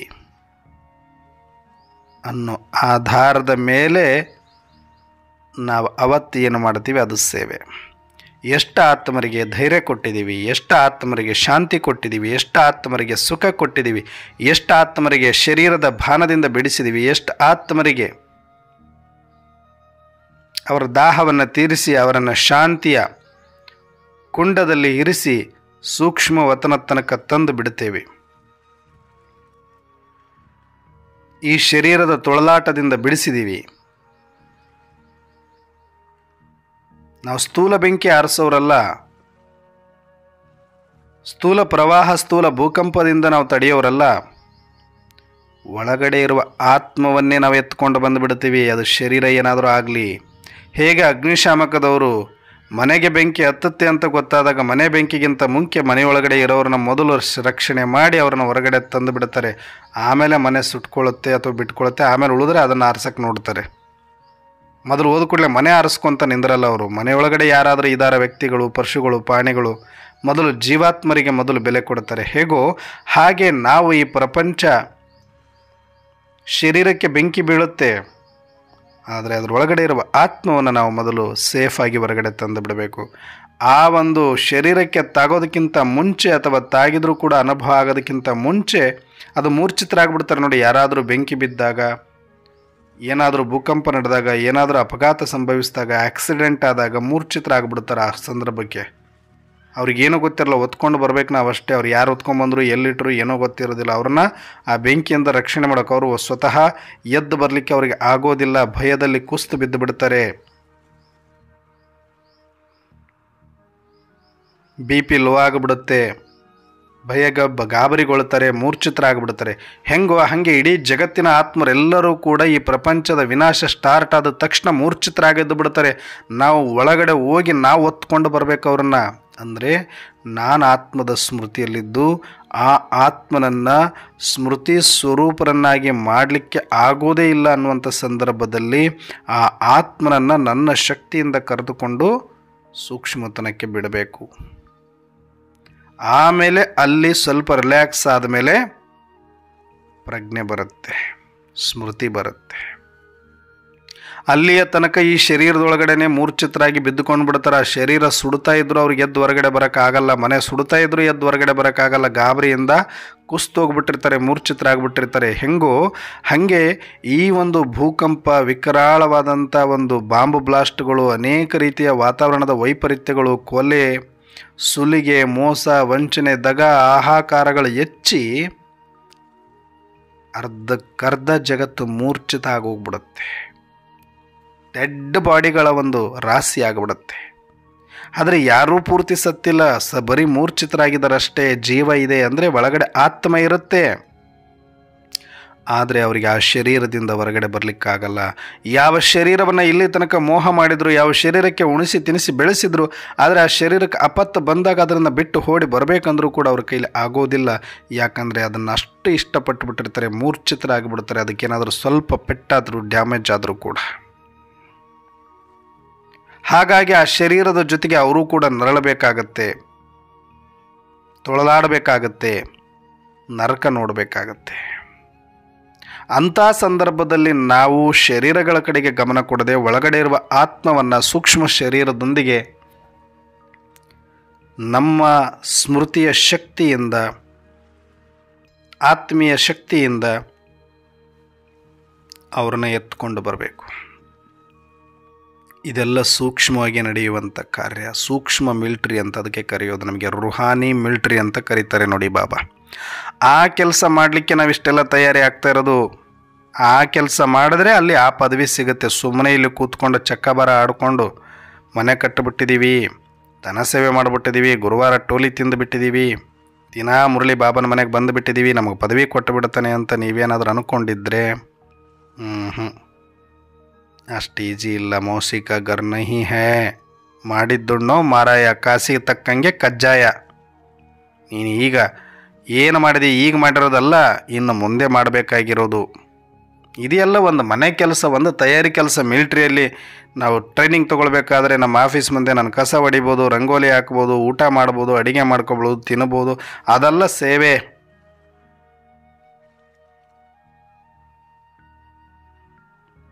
ಯುದ್ಧದ ಸಂದರ್ಭದಲ್ಲಿ ನೀವು ಮಾಡ್ತೀರಾ, ಅವಾಗ ಈ ಕೆಲಸನೇ ಮಾಡಿ, ಅವಾಗ ಸೇವೆ ಆಗುತ್ತೆ. ಬೇಕಾರೆ ಇವಾಗ ಮಾಡಿದ್ದು ಯಾವುದು ಸೇವೆ ಆಗಲ್ಲ. ಅವಾಗ ಸೆಂಟ್ರಲ್ಲಿ ಇರೋದು ಸೇವೆ, ಅವಾಗ ಯೋಗ ಮಾಡೋದು ಸೇವೆ, ಅವಾಗ ಮುರಳಿ ಓದೋದು ಸೇವೆ. ಯಾಕಂದ್ರೆ ಅವತ್ತು ವಿಕರಾಳ ವಿಪರೀತ ಸಂದರ್ಭದಲ್ಲಿ ನಾವು ಶಾಂತಿಯಿಂದ ಕೂತ್ಕೊಳ್ಳೋದು ಸೇವೆ ಆಗ್ಬಿಡುತ್ತೆ. ಧೈರ್ಯವಾಗಿರೋದು ಸೇವೆ ಆಗುತ್ತೆ, ನಿಶ್ಚಿಂತವಾಗಿರೋದು ಸೇವೆ ಆಗುತ್ತೆ. ನೀವು ಏನೂ ಮಾಡಲಿಲ್ಲ ಅಂತಂದರೆ ಅಂಥ ವಿಕರಾಳ ವಿಪರೀತ ಸಂದರ್ಭದಲ್ಲಿ ನೀವು ಸೆಂಟರಲ್ಲೋ ಮನೆಯಲ್ಲೋ ನೀವು ನಿಮ್ಮ ಜಾಗದಲ್ಲಿ ಶಾಂತಿಯ ಸ್ಮೃತಿಯಲ್ಲಿ ಸ್ಥಿತರಾಗಿ ಶಾಂತಿ ಕುಂಡದ ಥರ ಕೂತ್ಕೊಂಡ್ರೂ ಕೂಡ ಅವತ್ತು ಸೇವೆ ಆಗುತ್ತೆ.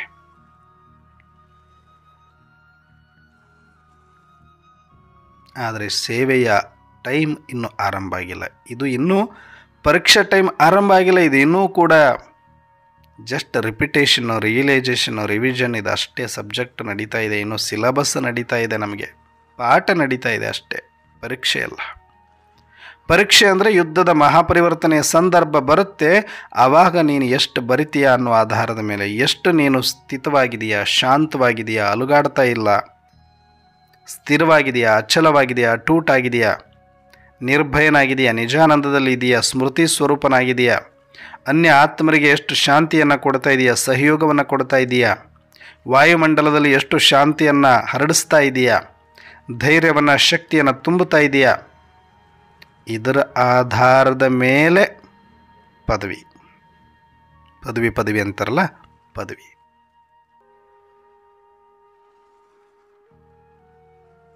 ಅದಕ್ಕೆ ತಯಾರಿ ಮಾಡ್ಕೊಳ್ಳಿ ಅಂತ ಹೇಳಿದರೆ, ಇಲ್ಲಿ ಕೂತ್ಕೊಂಡ್ಬಿಟ್ಟು ನಮ್ಮನೆಗೆ ನಾವು ಸುಣ್ಣ ಬಣ್ಣ ಬಡ್ಕೊಂಡು ನಮ್ಮನೇಲಿ ನಾವು ಒಬ್ಬಟ್ಟು ಮಾಡ್ಕೊಂಡು ತಿನ್ಕೊಂಡು ನನಗೆ ಸತ್ಯುಗದಲ್ಲಿ ಆ ಪದವಿ ಸಿಗುತ್ತೆ, ನನಗೆ ಸತ್ಯುಗದಲ್ಲಿ ಈ ಪದವಿ ಸಿಗುತ್ತೆ ಕನಸು ಕಾಣ್ತಾ ಇದ್ದರೆ ಪದವಿ ಸಿಗುತ್ತಾ? ಪರೀಕ್ಷೆ ತೊಗೋಬೇಕಾಗತ್ತೆ ಅಲ್ಲಿ ಹೋದ್ಮೇಲೂ ಕೂಡ. ಅಂದರೆ ನಮ್ಮ ಗಮನ ಎಲ್ಲಿರಬೇಕು ಅನ್ನೋದಕ್ಕೆ ನಾನು ಹೇಳ್ತಾ ಇದ್ದೀನಿ. ಎಂಥ ಸಂದರ್ಭದಲ್ಲಿದ್ದೀವಿ ನಾವು, ಎಷ್ಟು ಕ್ರಿಟಿಕಲ್ ಪೊಸಿಷನ್ನಲ್ಲಿದ್ದೀವಿ. ಯಾವ ಕ್ಷಣದಲ್ಲಿ ಬೇಕಾದರೂ ಯುದ್ಧ ಘೋಷಣೆ, ಯಾವ ಕ್ಷಣದಲ್ಲಿ ಬೇಕಾದರೂ ವಿಕರಾಳ ವಿರಾಟ ರೂಪವನ್ನು ತಾಳಬಹುದು ಪ್ರಕೃತಿ. ಅದಕ್ಕೆ ನಾನು ಎಷ್ಟು ರೆಡಿಯಾಗಿ ನಿಂತಿದ್ದೀನಿ, ಪೊಸಿಷನಿಗೆ ಬಂದುಬಿಟ್ಟಿದ್ದೀನಿ.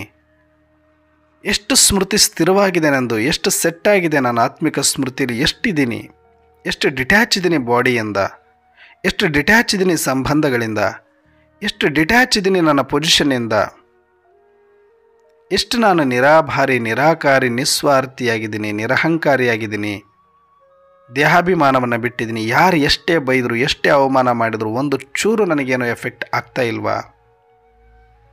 ಯಾವುದಕ್ಕೂ ನಾನು ಸ್ವಲ್ಪ ಯೋಚನೆಯೂ ಮಾಡ್ತಾ ಇಲ್ವಾ? ಬರೀ ನನ್ನ ಆತ್ಮದ ಸ್ಮೃತಿಯಲ್ಲಿ ಇದ್ದುಕೊಂಡು ಸಂತೃಪ್ತವಾಗಿದ್ದೀನಾ? ಇದನ್ನು ಚೆಕ್ ಮಾಡ್ಕೊಳ್ಳಿ. ಇದ್ರ ಬಗ್ಗೆ ಚಿಂತನೆ ಇರಲಿ. ಇದ್ರ ಬಗ್ಗೆ ಯಾರಿಗೆ ಗಮನ ಇರುತ್ತೋ, ಹೆಂಗೆ ನಾನು ಅನ್ಯ ಆತ್ಮರನ್ನು ಬಿಡಿಸಬೇಕು, ಅವರ ದಾಹವನ್ನು ನೀಗಿಸಬೇಕು, ಶರೀರದಿಂದ ಡಿಟ್ಯಾಚ್ ಮಾಡಿಸ್ಬೇಕು, ಇದೆಲ್ಲ ಹೆಂಗೆ ನಡೆಯುತ್ತೆ? ಏನು ಮಾಡಬೇಕು ನಾನು ಎಕ್ಸ್ಟ್ರಾ? ಇನ್ನು ಎಷ್ಟು ಆತ್ಮರನ್ನು ಒಯ್ಯೋ ಕೆಪಾಸಿಟಿ ಇದೆ ಒಂದು ಸಲಕ್ಕೆ? ನಾನು ಎಷ್ಟು ದೂರದವರೆಗೂ ಒಂದು ಸೆಕೆಂಡಲ್ಲಿ ನಾನು ಹೋಗೋ ಕೆಪಾಸಿಟಿ ಇದೆ ನನಗೆ? ಎಷ್ಟು ದೊಡ್ಡ ಸೇವೆಯನ್ನು ಆ ಟೈಮಲ್ಲಿ ನಾನು ಸಲ್ಲಿಸಲಿಕ್ಕೆ ಸಾಧ್ಯ ಆಗ್ಬೋದು ನನ್ನಿಂದ? ಇನ್ನೂ ಶಕ್ತಿಶಾಲಿ ಆಗಬೇಕು, ಇನ್ನೂ ಪರಿಶ್ರಮ ಪಡಬೇಕು, ಇನ್ನೂ ಎಕ್ಸರ್ಸೈಸ್ ಮಾಡಬೇಕು, ಇನ್ನೂ ಕಷ್ಟಪಡಬೇಕು, ಇನ್ನೂ ತಯಾರಿ ಮಾಡಿಕೊಳ್ಬೇಕು. ಎಷ್ಟು ಸಾಧ್ಯನೋ ಅಷ್ಟು ಬೇಗ ಅವರೆಲ್ಲರ ಹತ್ರ ಹೋಗಿ ಅವರೆಲ್ಲರಿಗೂ ಸಹಯೋಗವನ್ನು ಕೊಡಬೇಕು ಅನ್ನುವಂಥ ಆತುರತೆ, ಕಾತುರತೆ, ದಾಹ ಇರಬೇಕೆ ಹೊರತಾಗಿ, ಅದರ ಬಗ್ಗೆ ಮಾತುಗಳು ಇರಬೇಕೆ ಹೊರತಾಗಿ, ಅವರೆಲ್ಲರ ಬಗ್ಗೆ ಕಾಳಜಿ ಯಾರು ಇವತ್ತು ಇಟ್ಕೊಂಡಿರ್ತಾರೆ ಅವರೆಲ್ಲರ ಬಗ್ಗೆ ಚಿಂತನೆ ಇರಬೇಕು ನಮಗೆ. ಅನ್ಯಾತ್ಮರದ್ದೇನೋ, ನಮಗೇನೋ ಮನೆ ಸಿಕ್ಕಿದೆ, ಬಾಬಾ ಸಿಕ್ಕಿದ್ದಾರೆ, ಸ್ಮೃತಿ ಬಂದಿದೆ, ಒಂದು ಸೆಕೆಂಡಲ್ಲಿ ಆರಬಹುದು ನಾವು ಮುಂದೆ ಪ್ರಾಕ್ಟೀಸ್ ಮಾಡಿದರೆ. ಅವ್ರಿಗೆ ಏನಂದ್ರೆ ಏನೋ ಗೊತ್ತಿಲ್ಲ ಪಾಪ, ಅಂಜಾನ ಸಣ್ಣ ಮಕ್ಕಳು ಮನೇಲಿರ್ತಾವಲ್ಲ, ಬೆಂಕಿ ಅಂದರೆ ಏನೋ ಗೊತ್ತಿಲ್ಲದಂಥ ಮಕ್ಕಳಿದ್ದಾಗ ಬೆಂಕಿ ಬಿದ್ದಾಗ ಬೆಂಕಿಯಲ್ಲಿ ಬೆಂದು ಹೋಗ್ತವೆ. ಅವು ಗೊತ್ತೇ ಆಗಲ್ಲ, ಎದ್ದು ಬರೋಕ್ಕೂ ಗೊತ್ತಾಗಲ್ಲ, ಅವಕ್ಕೆ ಮೂರ್ಛಿತರ ಆಗಿಬಿಡ್ತವೆ. ಹಾಗೆ ಅನೇಕ ಅನ್ಯ ಆತ್ಮರ ಬಗ್ಗೆ ಯಾರು ಒಳಗಡೆ ಚಿಂತನೆ ಇದೆಯೋ, ಯಾರು ಅನ್ಯ ಆತ್ಮರ ಪರಿಸ್ಥಿತಿಯನ್ನು ನೆನೆಸ್ಕೊಂಡು ಇವತ್ತು ಕೂಡ ಒಂದು ಕ್ಷಣ ವೇಸ್ಟ್ ಮಾಡದೆ ಆತ್ಮಿಕ ಸ್ಮೃತಿಯಲ್ಲಿ ಮುಳುಗಿ ಅಭ್ಯಾಸದಲ್ಲಿ ತೊಡಗಿದಾರೋ ಅಂಥ ಆತ್ಮರಿಗೆ ಪದವಿ ಸಿಗುತ್ತೆ. ಅವರು ಬಾಪ್ ಸಮಾನ ಆತ್ಮರಾಗ್ತಾರೆ, ಅವರು ಲಕ್ಷ್ಮೀನಾರಾಯಣ ಸಮಾನ ಆಗ್ತಾರೆ, ಅವರು ಲಕ್ಷ್ಮೀನಾರಾಯಣರ ಜೊತೆಗೆ ಬರ್ತಾರೆ. ನನಗಿವಾಗ ಬರೀ ಮಾತಿರಬೇಕು ಅನ್ಯ ಆತ್ಮರ ಚಿಂತನೆ, ಅನ್ಯ ಆತ್ಮರ ಕಾಳಜಿ, ಅನ್ಯ ಆತ್ಮರ ಪ್ರೊಟೆಕ್ಷನ್ನು, ಅನ್ಯ ಆತ್ಮರಿಗೆ ಶಾಂತಿ ಕೊಡೋದು, ಅನ್ಯ ಆತ್ಮರನ್ನು ಯಾವ ರೀತಿಯಾಗಿ ನಾನು ಬಿಡುಗಡೆ ಮಾಡೋದು. ಇವತ್ತಿನ ತನಕ ಆದರೂ ಬರೀ ನನ್ನ ಶರೀರ, ನನ್ನ ಕುಟುಂಬ, ನನ್ನ ಪದವಿ, ನಂದು ಪಾಪ, ನಂದು ಪುಣ್ಯ, ಎಲ್ಲಿ ಹುಡುಗಾಟಕ್ಕೆ ಎಲ್ಲಿದ್ದೀವಿ ನಾವು? ಯಾವುದೋ ಒಂದು ಕರ್ಮ ಫಿಲಾಸಫಿ ಭಕ್ತಿ ಮಾರ್ಗದಲ್ಲಿ ಹೇಳ್ಕೊಂಡು ಬಂದಿರೋದನ್ನು ಇಲ್ಲಿ ಹಿಡ್ಕೊಂಡು ಕೂತ್ಕೊಂಡ್ಬಿಟ್ಟಿದ್ದೀವಿ ನಾವು. ನಮ್ಮ ಜವಾಬ್ದಾರಿ ಇಲ್ಲ, ನಮಗೆ ಗಮನ ಇಲ್ಲ, ನಾವು ಏನು ಮಾಡಬೇಕು ಅನ್ನೋದ್ರ ಕಡೆಗೆ ಲಕ್ಷ್ಯ ಇಲ್ಲ. ಆಟ ಆಡಿಕೊಂಡು ಬರೀ ಪಾಪ ಪುಣ್ಯ ಅಂದ್ಕೊಂಡು ಕಾಲ ಕಳೆಯೋದಕ್ಕಲ್ಲ ಬಾಬಾರವ್ರು ನಮಗೆ ಜ್ಞಾನ ಕೊಟ್ಟಿರೋದು. ಇದೆಲ್ಲ ನಾಟಕ ಅಂತ ಗೊತ್ತಾದ ಮೇಲೆ ಇನ್ನೂ ಪಾಪ ಪುಣ್ಯದ ಭಯದಲ್ಲಿ ಬರ್ತಾ ಇದ್ದೀರಿ ಅಂತಂದರೆ, ನಿಮ್ಮ ಭಯವನ್ನು ಬಂಡವಾಳ ಮಾಡಿಕೊಂಡು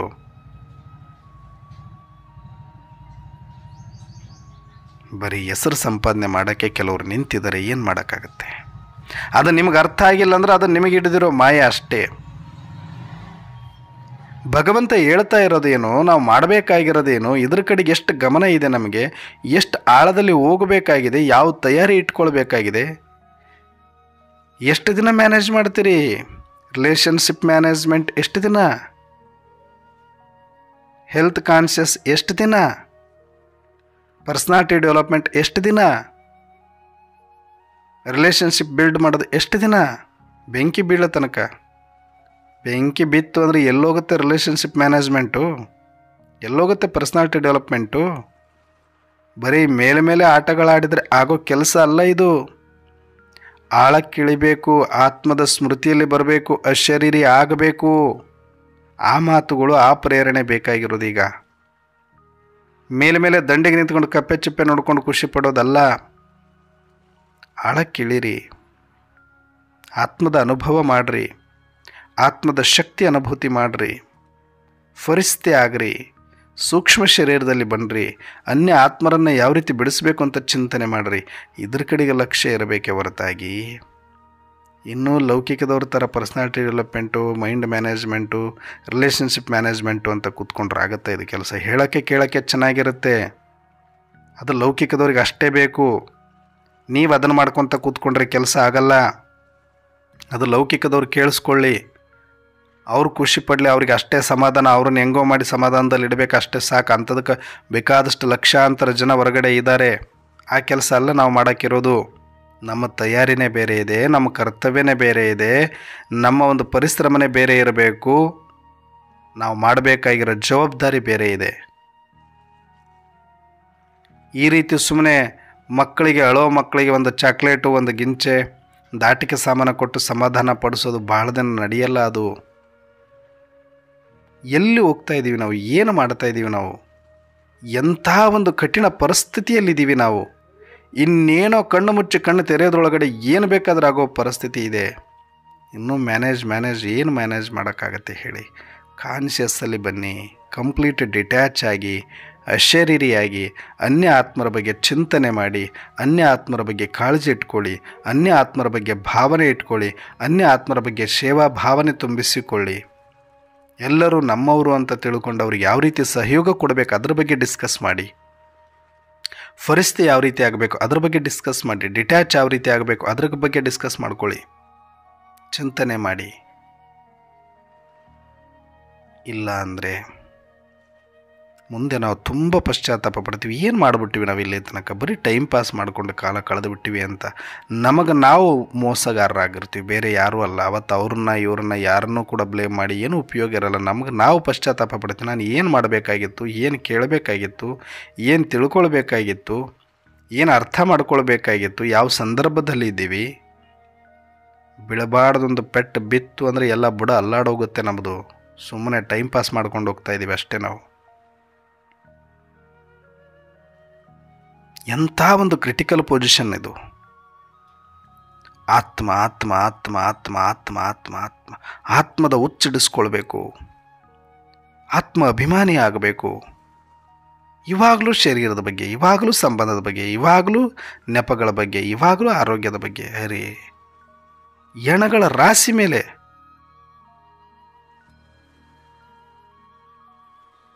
ಯಾಕೆ ನಾನು ಇಷ್ಟೊಂದು ಕಳಕಳಿಯಿಂದ ಹೇಳ್ತಾ ಇದ್ದೀನಿ ಅಂದರೆ, ಸಮಯ ಇಲ್ಲ. ಇದು ಅರ್ಥ ಆಗಲಿಕ್ಕೇ ಇಷ್ಟು ವರ್ಷ ತೊಗೊಂಡಿದ್ದೀವಿ.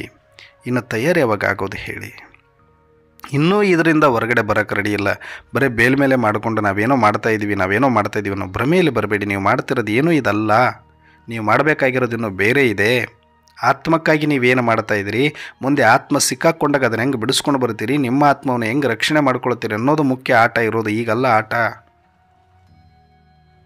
ಇದಕ್ಕೆ ನೀವು ಎಷ್ಟು ಖರ್ಚು ಮಾಡಿದ್ರು, ಇದಕ್ಕೆ ನೀವು ಎಷ್ಟು ಕೋಟಿ ಹಾಕಿದ್ರು, ಇದು ಏನೇ ಮಾಡಿದ್ರು, ಇದು ಬರೀ ಬ್ರಾಹ್ಮಣಾತ್ಮರ ಒಂದು ಯಜ್ಞಕ್ಕಾಗಿ, ತಯಾರಿಗಾಗಿ, ಆ ಮೆಟ್ರಿಗಾಗಿ. ಆದರೆ ತಯಾರಿನೇ ಆಗಿಲ್ಲ ಅಂತಂದರೆ ನೀವು ಹಾಕಿದ್ದು ವ್ಯರ್ಥನೆ, ಮಾಡಿದ್ದು ವ್ಯರ್ಥನೆ. ತಯಾರಿ ಎಷ್ಟಾಗಿದ್ದಾರೆ ಅದನ್ನು ನೋಡಬೇಕಲ್ಲ. ಎಷ್ಟು ಆತ್ಮರಿಗೆ ಅಶರೀರ ಸ್ಥಿತಿಗೆ ಬಂದಿದ್ದೀವಿ ನಾವು, ಎಷ್ಟು ಆತ್ಮದ ಸುಖದಲ್ಲಿ ಮುಳುಗಿದ್ದೀವಿ ನಾವು, ಎಷ್ಟು ಆತ್ಮ ಪರಮಾತ್ಮರ ಶಕ್ತಿಯನ್ನು ಅನುಭೂತಿ ಮಾಡ್ತಾ ಇದ್ದೀವಿ ನಾವು, ಎಷ್ಟು ಇನ್ನೊಂದು ಆತ್ಮಗಳಿಗೆ ಶಾಂತಿ ಕೊಡುವ ಕೆಪಾಸಿಟಿಗೆ ಬಂದಿದ್ದೀವಿ ನಾವು.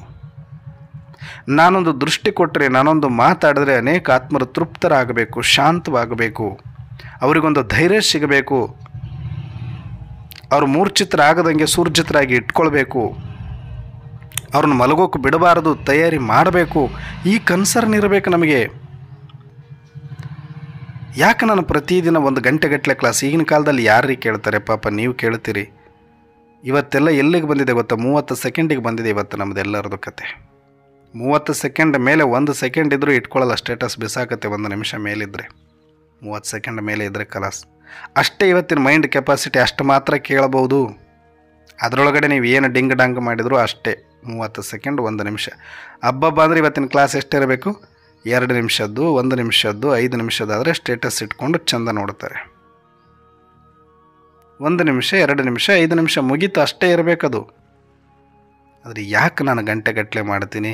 ನಾನು ಮಾಡಿಲ್ಲ ಅಂದ್ರೆ ಅಣ್ಣವ್ರೆ ನೀವು 1 ಗಂಟೆ ಮಾಡಿ ನಮಗೆ ಸಮಾಧಾನನೇ ಆಗಲ್ಲ ಅಂತ ಯಾಕೆ ಕೇಳ್ತಾರೆ ಅಂತಂದರೆ, ನಾವಂಥ ಜವಾಬ್ದಾರಿ ಸ್ಥಾನದಲ್ಲಿದ್ದೀವಿ, ಅಂಥ ಒಂದು ವ್ಯಾಲ್ಯೂಬಲ್ ಟೈಮಲ್ಲಿದ್ದೀವಿ, ಅಂಥ ದೊಡ್ಡ ಜವಾಬ್ದಾರಿಯನ್ನು ನಿಭಾಯಿಸಬೇಕಾಗಿದೆ. ನಾವು ಮಲಗಬಾರದು, ನಾವು ಮೂರ್ಛಿತರಾಗಬಾರ್ದು, ನಾವು ಮೈ ಮರಿಬಾರದು. ಅಂದರೆ ಮತ್ತೆ ಮತ್ತೆ ಮತ್ತೆ ಮತ್ತೆ ನನ್ನ ಕ್ಲಾಸಲ್ಲಿ ಒಂದು ವಿಚಾರದ ಬಗ್ಗೆ ರಿಪೀಟ್ ಯಾಕೆ ಮಾಡ್ತೀನಿ ನಾನು ಅಂದರೆ, ಅದು ಒಂದು ಸಲ ನಾವು ಎಬ್ಬಿಸಿದ ಮೇಲೆ ಮತ್ತೆ ಮಲಗಕ್ಕೆ ಬಿಡಬಾರ್ದು. ಜಾಗರೂಕರಾಗಬೇಕು, ಎಚ್ಚರ ಆಗಬೇಕು, ತಯಾರಿ ಮಾಡಿಕೊಳ್ಬೇಕು. ಅದನ್ನು ಉಳಿಸ್ಕೊಳ್ಳೋದೇ ದೊಡ್ಡ ಜವಾಬ್ದಾರಿ ಇದೆ ನಮಗೆ. ಎದ್ದಿರೋರನ್ನ ಮಲಗಕ್ಕೆ ಬಿಡಬಾರದು.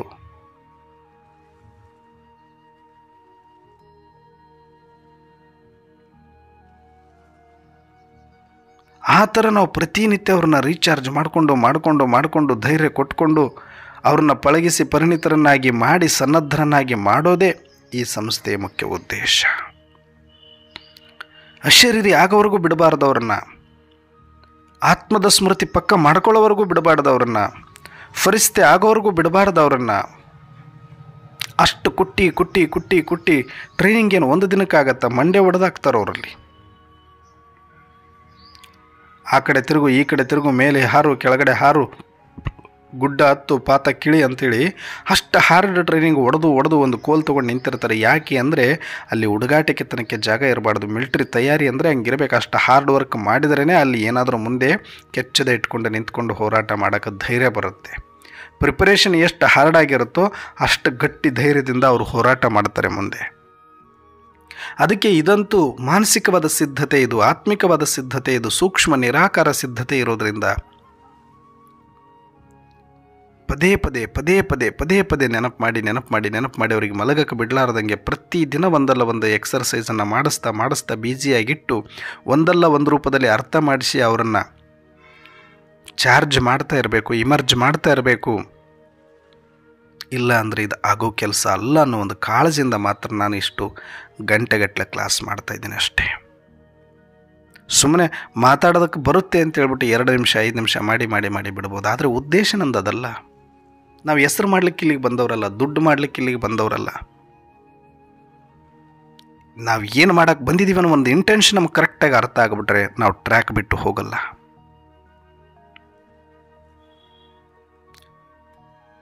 ನನಗೆ ಭಾಳ ಕ್ಲಿಯರಾಗಿ ಗೊತ್ತಾಗಿದೆ ಭಗವಂತ ಏನಕ್ಕೆ ಬಂದಿದ್ದಾರೆ, ಮುಂದೆ ಏನು ನಡೆಯೋದಿದೆ, ಇಲ್ಲಿ ನನ್ನ ಪಾತ್ರ ಏನಿರುತ್ತೆ ಮತ್ತು ನಮ್ಮವ್ರ ಪಾತ್ರ ಏನಿರುತ್ತೆ ಮತ್ತು ಅನ್ಯರ ಪಾತ್ರ ಏನಿರುತ್ತೆ, ಇದು ಕ್ಲಿಯರಾಗಿ ನನಗೆ ಕಣ್ಣಿಗೆ ಪಿಕ್ಚರ್ ಇರೋದರಿಂದ ನೀವೆಲ್ಲೂ ಡೈವರ್ಟ್ ಆಗಬಾರ್ದು. ನೀವೆಲ್ಲೂ ಕೂಡ ಟೈಮ್ ವೇಸ್ಟ್ ಮಾಡ್ಕೊಳ್ಬಾರ್ದು. ಒಂದು ಕಡೆ ಡೆಪ್ತಲ್ಲಿ ಆತ್ಮದ ಸ್ಮೃತಿಯಲ್ಲಿ ತರಿಸಿ ಅಶರೀರಿ ಆಗೋವರೆಗೂ ಕೂಡ ಆತ್ಮಾನುಭೂತಿ ಮಾಡಿಕೊಂಡು ಆತ್ಮದ ಧೈರ್ಯದ ಮೇಲೆ ನಿರಾಧಾರಿಗಳಾಗಬೇಕು. ಇವರು ಅಶರೀರಿ ಆಗಬೇಕು. ಅನೇಕ ಆತ್ಮರ ಲಕ್ಷಾಂತರ ಕೋಟ್ಯಾಂತರ ಆತ್ಮಕ್ಕೆ ಶಾಂತಿ ದೂತರಾಗಬೇಕು, ರಕ್ಷಕರಾಗಬೇಕು. ಆವಾಗ ನಿಜವಾದ ವಿಶ್ವ ಸೇವಕರಾಗ್ತಾರೆ, ವಿಶ್ವ ಪರಿವರ್ತಕರಾಗ್ತಾರೆ. ಆವಾಗ ಪದವಿ ನೀವು ಕೇಳೋದೇ ಬೇಡ, ನಿಮಗೆ ಹಾನರಾಗಿ ಕೊಡುತ್ತೆ, ಗೌರವಯುತವಾಗಿ ನಿಮಗೆ ಕೊಡುತ್ತೆ. ಸೃಷ್ಟಿಯ ಮಾಲೀಕರು ನೀವಾಗ್ರಿ. ಸತ್ಯುಗದಲ್ಲಿ ಅನುಭವಿಸ್ರಿ ಬೇಡ ಅನ್ನಲ್ಲ. ಆದರೆ ಈಗ ಮಾಡೋ ಕಾರ್ಯದ ಬಗ್ಗೆ ಯೋಚನೆಗಳಿಲ್ಲ, ಬರೀ ಮುಂದೆ ಬರುವ ಪ್ರಾಪರ್ಟಿ ಬಗ್ಗೆ, ಲಾಭದ ಬಗ್ಗೆ. ಈಗ ಡ್ಯೂಟಿಗೆ ಸೇರ್ತಾ ಇದ್ದಾನೆ, ಜಾಯ್ನ್ ಆಗಿದ್ದಾನೆ, ಅವ್ನು ಡ್ಯೂಟಿಯಲ್ಲಿ ಏನು ಮಾಡಬೇಕು ಅದ್ರ ಕಡೆ ಗಮನ ಇಲ್ಲ. ನಂದು ಪಿಂಚಣಿ ಎಷ್ಟು ಬರುತ್ತೆ, ನಂದು ಲಾಸ್ಟಲ್ಲಿ ಫಂಡ್ ಎಷ್ಟು ಬರುತ್ತೆ, ಎಷ್ಟು ಲಕ್ಷ ಟೋಟಲ್ ಆಗುತ್ತೆ, ಇಷ್ಟು ಸ್ಯಾಲ್ರಿ ಇದ್ದರೆ ಇಷ್ಟು ವರ್ಷಕ್ಕೆ ಎಷ್ಟಾಗುತ್ತೆ, ಬರೀ ಕ್ಯಾಲ್ಕುಲೇಷನ್ ಮಾಡ್ತಾ ಕೂತ್ಕೊಂಡು ಆ ಜೂಮಲ್ಲಿ ಇದ್ದುಬಿಟ್ರೆ ಕೆಲಸ ಮಾಡ್ದಿರಾ ಪೇಮೆಂಟ್ ಬರುತ್ತಾ, ರಿಟೈರ್ಮೆಂಟ್ ಬರುತ್ತಾ, ಪಿಂಚಣಿ ಬರುತ್ತಾ? ಮಾತಾಡಿ ಟೈಮ್ ವೇಸ್ಟ್ ಮಾಡ್ತಾ ಇರ್ತೀರಿ ಅಷ್ಟು ಮನೇಲಿ ಕೂತ್ಕೊಂಡು. ಹಂಗೆ ಆಗಬಾರ್ದು ನಮ್ಮ ಜೀವನ. ಒಂದೊಂದು ದಿನ ಒಂದೊಂದು ಕ್ಷಣ ಇದು ಎಷ್ಟು ವ್ಯಾಲ್ಯೂಬಲ್ ಸಂಗಮ ಯುಗ ಅಂದರೆ ಹೆಂಗೆ ಕಳೆದ್ರೂ ಕಳೆದೋಗ್ಬಿಡುತ್ತೆ. ಬಟ್ ತಯಾರಿ ಮಾಡ್ಕೊಳ್ಳೋದೇ ಏನಾದರೂ ಅವತ್ತು ನಿಮ್ಮ ಕೈಗಂತೂ ಗನ್ನು ಕೊಡೋವ್ರೆ, ನೀವು ಮಿಲ್ಟ್ರಿಗೆ ಸೇರ್ಕೊಂಡಾಗಿದೆ, ನಿಮಗೆ ಶೂಸ್ ಕೊಡೋವ್ರೆ, ಬುಲೆಟ್ ಹಾಕೋವ್ರೆ, ಬಾರ್ಡ್ರಲ್ಲಿ ತೊಗೊಂಡೋಗಿ ಎಳೆದು ಬಿಡೋವ್ರೆ, ಹೊಡೆದಾದ್ರೂ ಹೊಡಿಯಿಲ್ಲ, ಹೊಡೆಸ್ಕೊಂಡಾದ್ರೂ ಸಾಯಿ ಅಂತ. ನೀನು ತರಬೇತಿ ತೊಗೊಳ್ಳುವಾಗ ಹುಡುಗಾಟಿಕೆ ಮಾಡಿಕೊಂಡು ಡೈವರ್ಟ್ ಹಾಕ್ಕೊಂಡು ನಾನು ಟ್ರೈನಿಂಗ್ ತೊಗೊಂಡಿಲ್ಲ ಅಂದ್ರೆ ಯುದ್ಧ ನಡೆದಾಗ ನಿನ್ನ ಮನೆಗೆ ಹೋಗ್ತೀನಿ ಅಂದ್ರೆ ಬಿಡ್ತಾರೆ, ನೀನು ಎತ್ಕೊಂಡು ಬಂದು ಬಿಸಾಕ್ತಾರಲ್ಲಿ ಬಾರ್ಡ್ರಲ್ಲಿ. ನಡಿ ಫಸ್ಟ್ ನಿಂದೆ ಬಲಿ ಆಗಿಬಿಡ್ಲಿ ಅಂತ. ನೀ ತಪ್ಪಿಸ್ಕೊಳ್ಳೋಕ್ಕಾಗಲ್ಲ. ಆಮೇಲೆ ಇಷ್ಟು ಪರಮಾತ್ಮನಿಂದ ನಾವು ಟ್ರೈನಿಂಗ್ ತೊಗೊಂಡಿದ್ದೀವಿ ಅಂದ್ರೆ ನಾಳೆ ಯುದ್ಧದ ಟೈಮಲ್ಲಿ ನಮ್ಮನ್ನೇ ಮುಂದೆ ಬಿಡೋದು ಫಸ್ಟು. ತಾಕತ್ತಿದ್ರೆ ಹೊಡಿಬೇಕು, ಇಲ್ಲ ಹೊಡೆಸ್ಕೊಂಡು ಸಾಯಬೇಕು. ಎರಡೇ ಆಪ್ಷನ್ಸ್ ಇರುತ್ತೆ ಅವತ್ತು. ಅಯ್ಯೋ ಅಂದ್ರೆ ಇರಲ್ಲ, ಅಮ್ಮ ಅಂದ್ರೆ ಇರಲ್ಲ. ಅಲ್ಲಿ ಅಮ್ಮ ಅಪ್ಪ ಯಾರೂ ಬರಲ್ಲ ಅಲ್ಲಿ. ಇವತ್ತು ಕರೆದ್ರೆ ಬರ್ತಾರೆ ಅಮ್ಮ ಅಪ್ಪ, ಅವತ್ತು ಯಾರೂ ಬರಲ್ಲ ನೋಡಿ. ಇವಾಗ ಏನು ನೀವು ಟ್ರೈನಿಂಗ್ ತೊಗೊಂಡಿದ್ರಿ, ಇವಾಗ ಏನು ತರಬೇತಿ ಮಾಡ್ಕೊಳ್ತಾ ಇದ್ರಿ, ಇದರ ಆಧಾರದ ಮೇಲೆ ನಿಮಗೆ ಅವತ್ತು ಧೈರ್ಯ ನಿಮ್ಮ ಜೊತೆ ಇರುತ್ತೆ, ವಿಶ್ವಾಸ ನಿಮ್ಮ ಜೊತೆ ಇರುತ್ತೆ, ಶಕ್ತಿ ನಿಮ್ಮ ಜೊತೆ ಇರುತ್ತೆ.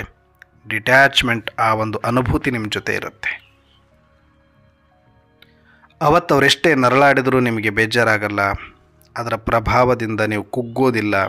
ಅದನ್ನು ನೋಡಿದರೂ ಕೂಡ ನೀವು ಎದೆ ಒಡೆಯೋದಿಲ್ಲ, ಗಾಬರಿ ಆಗೋದಿಲ್ಲ, ಚಂಚಲದಲ್ಲಿ ಬರೋದಿಲ್ಲ. ಯಾಕಂದರೆ ಮಿಲ್ಟ್ರಿ ಅಂದಮೇಲೆ ಇದೆಲ್ಲ ಕಾಮನ್ ಅಂತ ಗೊತ್ತಿರುತ್ತೆ ಅವರಿಗೆ. ಹೇಗೋ ಪಕ್ಕದಲ್ಲಿ ಹೆಣಗಳ ರಾಶಿ ಬೀಳುತ್ತೆ, ಅವರು ಅಕ್ಕಪಕ್ಕದವರನ್ನೇ ಹೊಡೆದು ಬಿಸಾಕ್ತಾ ಇದ್ದರೂ ಕೂಡ ನಾವು ಗಾಬರಿಯಾಗಿ ಸ್ವಲ್ಪ ಗನ್ ಆಚೀಚೆ ಮಾಡಿದ್ರೆ ನಮಗೂ ಗುಂಡೇಟು ಬೀಳುತ್ತೆ. ಹಾಗೆ ಮುಂದೆ ಬರುವಂಥ ದಿನಗಳಲ್ಲಿ ನಾನು ಗಾಬರಿಗೊಳ್ಳೋದ್ರಿಂದ ಏನೂ ಲಾಭ ಇರೋದಿಲ್ಲ. ಆವಾಗ ಅವ್ರ ಜೊತೆಗೆ ನಾನು ಕೂಡ ಹೆಣದ ರಾಶಿಯಲ್ಲಿ ಬಿದ್ದಿರಬೇಕಷ್ಟೆ. ಅದಕ್ಕೆ ಇವಾಗ ನಾಳೆ ಅಂತೂ ನಾವು ಮಾಡಲೇಬೇಕಾದಂಥ ಕರ್ತವ್ಯ, ಸ್ವಲ್ಪ ಚೆನ್ನಾಗಿ ತಯಾರಿ ಮಾಡಿಕೊಳ್ಳೋಣ, ಚೆನ್ನಾಗಿ ಅಭ್ಯಾಸ ಮಾಡೋಣ, ಯೋಗಕ್ಕಾಗಿ ಸಮಯ ಕೊಡಿ. ನೆಪ ಹೇಳಿದ್ರೆ ಕೇಳಲ್ಲ, ಫಸ್ಟ್ ಗುಂಡು ನಮಗೆ ಬರೋದು, ಫಸ್ಟ್ ಔಟ್ ಆಗೋದೆ ನಾವು. ಅವ್ರನ್ನ ರಕ್ಷಣೆ ಮಾಡೋಕ್ಕೆ ಯಾರಾದರೂ ಬರ್ತಾರೆ, ನಮ್ಮನ್ನು ರಕ್ಷಣೆ ಮಾಡೋಕ್ಕೆ ಯಾರೂ ಬರಲ್ಲ. ಯಾಕಂದರೆ ಮಿಲ್ಟ್ರಿ ಅವ್ರದ್ದು ಆಮೇಲೆ ಕತೆ, ಫಸ್ಟ್ ದೇಶದಲ್ಲಿರೋರನ್ನ ರಕ್ಷಣೆ ಮಾಡ್ತಾರೆ.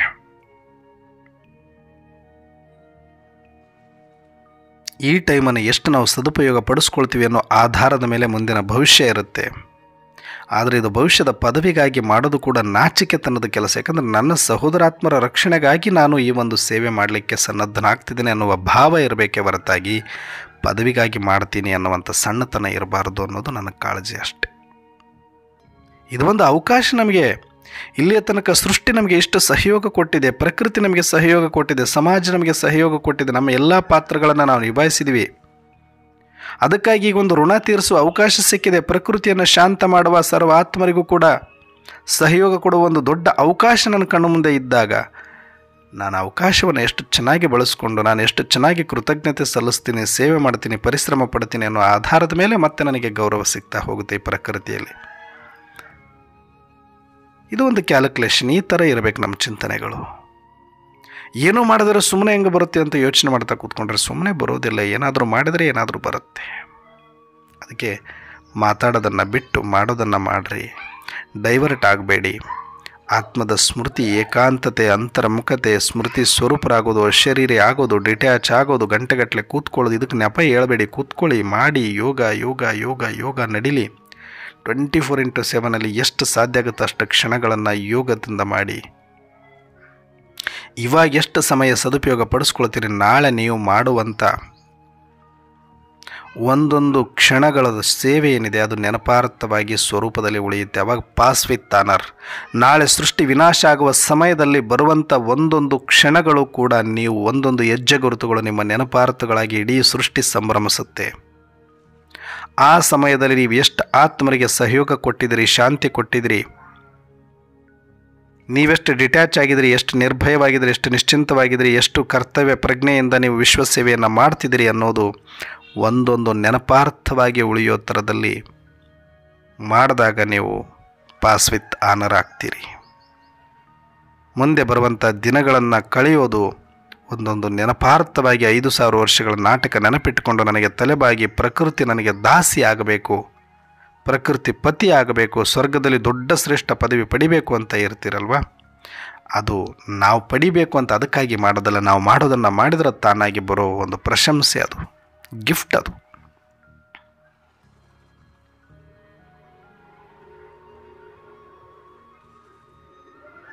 ನಾವೇನೋ ಸೇವೆ ಮಾಡೋದ್ರಿಂದ ಯಾರೋ ಒಂದು ನೊಬೆಲ್ ಪ್ರಶಸ್ತಿ ಕೊಡ್ತಾರೆ, ಯಾರೋ ಒಂದು ಬಿರುದು ಕೊಡ್ತಾರೆ ಅಂತ ಅಲ್ಲ. ಯಾರೂ ಸೇವೆ ಮಾಡಲ್ಲ, ಸೇವೆ ಮಾಡ್ತಾರೆ. ಆ ಸೇವೆಗೆ ತಕ್ಕಂತೆ ಅವರಿಗೆ ಬಿರುದುಗಳು ಬರುತ್ತೆ, ಅವರಿಗೆ ಸನ್ಮಾನಗಳು ಬರುತ್ತೆ. ಹಾಗೆ ನಮಗೆ ಸೇವೆ ಕಡೆ ಗಮನ ಇರಬೇಕು, ಸನ್ಮಾನದ ಕಡೆ ಅಲ್ಲ, ಬಿರುದುಗಳ ಕಡೆ ಅಲ್ಲ. ಅದಕ್ಕೆ ತಯಾರಿ ಮಾಡಿಕೊಳ್ಳಿ. ಆತ್ಮದ ಸ್ಮೃತಿಯಲ್ಲಿ ಬನ್ನಿ, ಯೋಗಕ್ಕೆ ಸಮಯ ಕೊಡಿ, ಅಶರೀರಿಯಾಗಿ ಈ ಶರೀರದ ಬಗ್ಗೆ, ಪ್ರಪಂಚದ ಬಗ್ಗೆ ಬಹಳ ನಿರೀಕ್ಷೆ ಇಟ್ಕೊಳ್ಬೇಡಿ, ಭಾಳ ಭರೋಸೆನೂ ಇಟ್ಕೊಳ್ಬೇಡಿ. ಸಮಯ ತುಂಬ ಸೂಕ್ಷ್ಮವಾಗಿದೆ. ಯಾವಾಗ ಬೇಕಾದರೂ ಏನು ಬೇಕಾದರೂ ಅಚಾನಕ್ ಆಗುತ್ತೆ. ಅದಕ್ಕೆ ತಯಾರಿ ಭಾರಿ ಭಾರಿ ಭಾರಿ ಗಟ್ಟಿಯಾಗಿರಬೇಕು ಮತ್ತು ಪರಿಪಕ್ವವಾಗಿರಬೇಕು ಮತ್ತು ಅಷ್ಟೇ ಗಂಭೀರದಿಂದ ಇರಬೇಕು, ಹುಡುಗಾಟಿಕೆಯಿಂದ ಅಲ್ಲ. ಭಾಳ ಬೇಕು ಇದಕ್ಕೆ. ಮತ್ತು ನಮ್ಮ ಚಿಂತನೆಯ ಲಹರಿ ಎಲ್ಲ ಅನ್ಯ ಆತ್ಮರ ಕುರಿತಾಗಿರಬೇಕು. ಪ್ರಜಾಪಿತ ಅಂದರೆ ಯಾಕೆ ಪಿತಾನ ಸ್ಥಾನ ಬಂತು ಬ್ರಹ್ಮ ಬಾಬರವರಿಗೆ ಅಂದರೆ ಅವರು ಬರೀ ತನ್ನ ಮಕ್ಕಳು ಎಲ್ಲರನ್ನೂ ಮಕ್ಕಳಂತೆ ನೋಡಿ, ಆ ಮಕ್ಕಳ ಭವಿಷ್ಯ ಹೆಂಗೆ, ಮಕ್ಕಳ ರಕ್ಷಣೆ ಹೆಂಗೆ ಅಂತಲೇ ಹಗಲು ರಾತ್ರಿ ಯೋಚನೆ ಮಾಡ್ತಾಯಿದ್ರು. ಇದು ಯಾವಾಗ ಗೊತ್ತಾಯಿತು? ಅವಾಗಿಂದ. ಹಾಗೆ ನಾವು ಕೂಡ ಯೋಚನೆ ಮಾಡಿ ಪಾಸ್ ವಿತ್ ಆನರ್ ಆಗೋಣ ಅಂತ ಹೇಳ್ತಾ ಇವತ್ತಿನ ಚಿಂತನೆಯನ್ನು ಮುಕ್ತಾಯ ಮಾಡೋಣ. ಅಚ್ಚಾ. ಓಂ ಶಾಂತಿ.